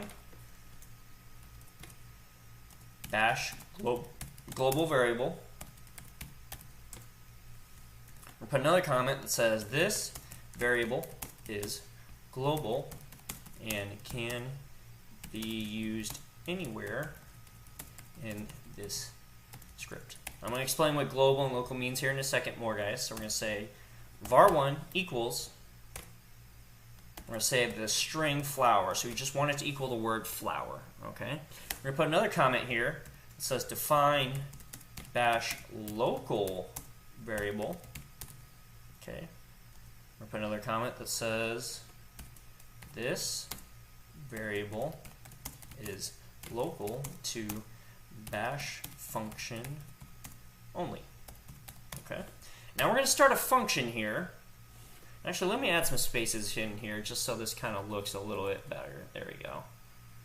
I just want it to look a little bit nicer so it's easier to read. Okay. Alright, so we're going to start a function here. And one way you can start a function is you can say function. So this is saying, hey, we're starting a function here, and you give it a name. We're going to name it bash, just like it said. We're going to start the function with a curly bracket, okay? So this is the start of the function, then we're going to hit enter, and now we're in the body of the function, guys, okay? So now we're going to type in local, which is a reserved word for functions. We're going to say this is a local variable. We're going to name it variable equals, we're going to say apple. We want that variable to equal the word apple, okay? We're going to go to the next line, we're going to say echo that variable, var. Okay, so echo the variable var, okay? And we're going to go ahead and end that function with a curly bracket. And notice when I type that in, it shifts it to the left part of the screen because it's saying, hey, this is the end of that function, okay? Then we're going to hit enter. We're going to say echo var1, which we defined up here, right? var1 equals flower. And what we're going to do is we're going to hit enter, and we're going to say bash. So now we're calling this function, guys. Okay, so when we do these functions, we say function, and then this is the name of the function here. So here we're saying execute the function. Okay?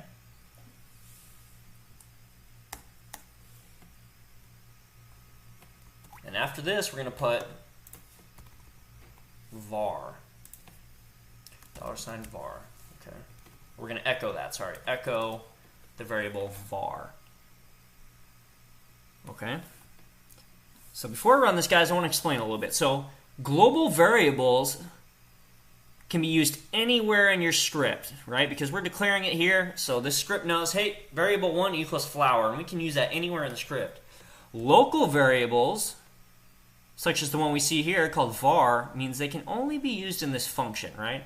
If I were to declare this var variable outside of the function, it's not going to really know what it is, okay?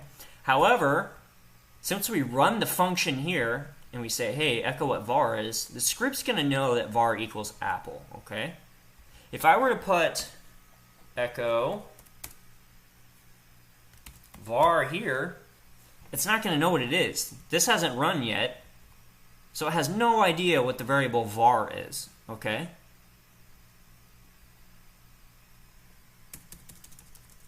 So I'm going to delete that because what we want it to do, just like the homework says, is we want to create a local variable called apple inside a function called bash and output it on the screen. So we want it to actually echo apple. Okay?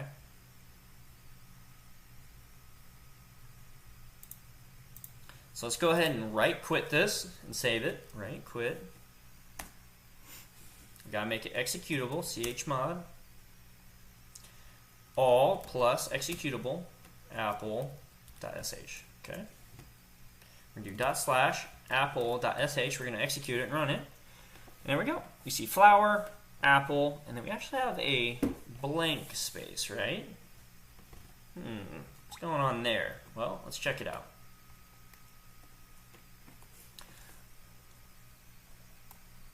So here we have in this function echo var, okay, which means apple, right? And then we also have echo var1, which is flower, right? And then we have bash. We're calling this function. We're running that function. And all that's happening in this function is that we're just echoing this, right? And then we said echo var. So here's what happened, guys. First, we echoed var1, which is flower, which we saw. Then we ran this function, bash, here. And the only thing this function does is echo var, which is apple, right? So that's what it did, it echoed apple. And remember what I said about local variables? Well, now, I tried to echo var variable, but it doesn't know what that is, right? That variable only exists in this function. So when we ran the function and finished, it now didn't know what that local variable was, all right? So that's what we're seeing here. We see the global variable displayed here. We ran that function, and it ran its local variable apple, and then we tried to run the variable var, which equals apple again, but it didn't know what it was, right?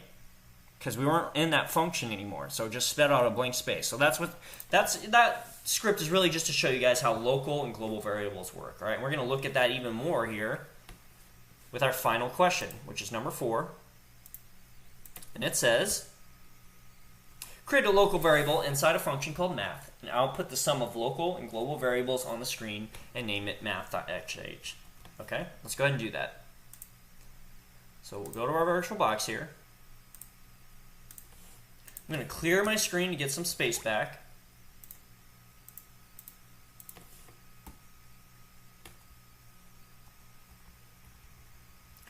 Alright, so first thing we're going to do, we're going to do vim math.sh. Alright, and then now always, first we put the hash pling /bin/bash. Go to my next line here. We're going to put a comment in that says define. Thanks for watching. Feel free to add your questions as comments down below. Global variable. Okay. We're going to say this variable is global and can be used anywhere in this bash script. And guys, remember, comments are good because it tells anyone looking at these scripts kind of what's going on here. So if someone were to come into the script, they would look at this and be like, oh, okay. So var1 equals 1 is a global variable, and that can be used anywhere in the script. Cool. So that's very helpful information. So we're going to skip some lines here. Actually, let me put some space in between the hash pling and the comments. I just kind of like how it looks. It just makes it a little bit easier to read. We're going to say, we're going to put a comment. We're going to say define the bash local variable. Okay, we'll put another comment that says this variable is local to, I put a typo, guys. This shouldn't say bash, this should say math, because the function's going to be called math. Local to math function only. Okay. Oops.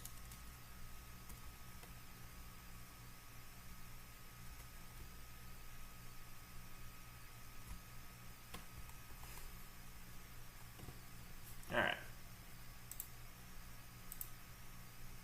So we're going to go ahead. We're going to start a function called math. So function and then the name of the function. We're going to start that function with curly bracket. I'm going to hit enter. Now we're in the body of the function. We're going to say local. So we're saying, you know, we're using that word local again to say, hey, this is local variable. And we're going to say var2 equals 4. Okay? We're going to do another variable here. We're going to say variable 3 equals $, double quotations, because we want everything in here to be interpreted as adding. We're going to say variable 1 plus variable 2. We're going to close out those parentheses, okay? And then we're going to close the function by doing another curly bracket here, okay? So below that, we're going to echo total is variable 3. And then we're going to run the function math. We're going to echo variable 3. Okay?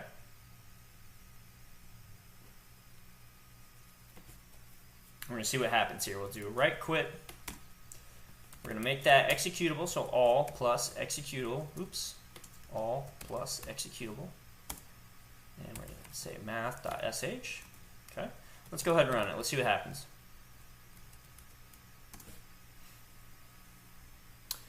Oops. I must have put something in that shouldn't be there. Oh, let me go back here and see what I missed. Oh, I see. I put a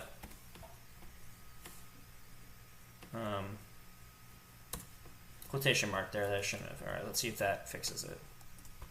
There we go. Yep. Okay. So let's see what happened here, guys. We have total is blank. Then we have 5. Okay, so what happened? Well,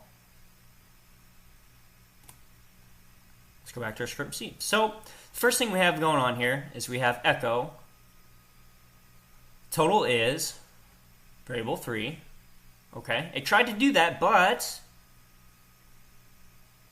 it doesn't know what this variable is, right? We haven't run this function, so it doesn't know what this variable is. Then we had math. Okay?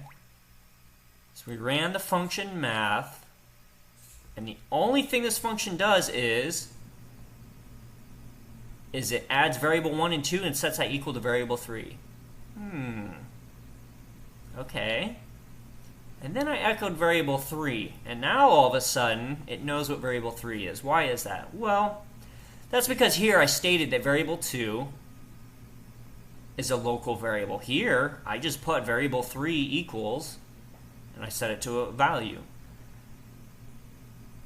Okay? So once this function runs, it now has set a variable 3 value, and I can call that value with echo. Okay? And that's exactly what happened, right? If I go back to our terminal here, total is, it had no idea what variable 3 here was. I ran the function, which just added variable 1 and 2, and then I tried to echo again variable 3. And now it knows, okay, well that is 5, right? Because I ran that function, right? So that's just kind of how to demonstrate global and local variables again, guys. I know this is probably a lot at one time for bash scripting, all right? But again, this course wasn't specifically designed for bash scripting. We do have a course available for that. And I heavily recommend you guys to take that course. That is one I'll be teaching. Or what you can do is you can follow those links that you saw at the end of our PowerPoint slides and kind of look for some private tutoring sessions available for the bash scripting in Linux, as well as those sysadmin classes. There are private tutoring sessions, there's weekly tutoring sessions, as well as monthly, okay? So I'm looking forward to seeing you guys on the projects for this course. Congratulations, guys. You finished up Linux System Administration Intermediate level. Proud of you. I hope you learned a lot. I hope you really enjoyed taking the course and learning from me. This has been a course from coding-bootcamps.com. Be sure to follow us on Facebook, LinkedIn, YouTube, and Twitter, and other social media platforms. So let's talk about what we covered in this course. So we went over working with the Linux kernel, shell scripting overview, system backups, troubleshooting the system, basic networking, LAMP server basics, introduction to system security, the Samba file sharing system, as well as the network file systems. We also did some homework. We did bash scripting exercises, and we did a couple projects. One to check disk space on our servers and machine, as well as another one for a cron job for a MySQL backup.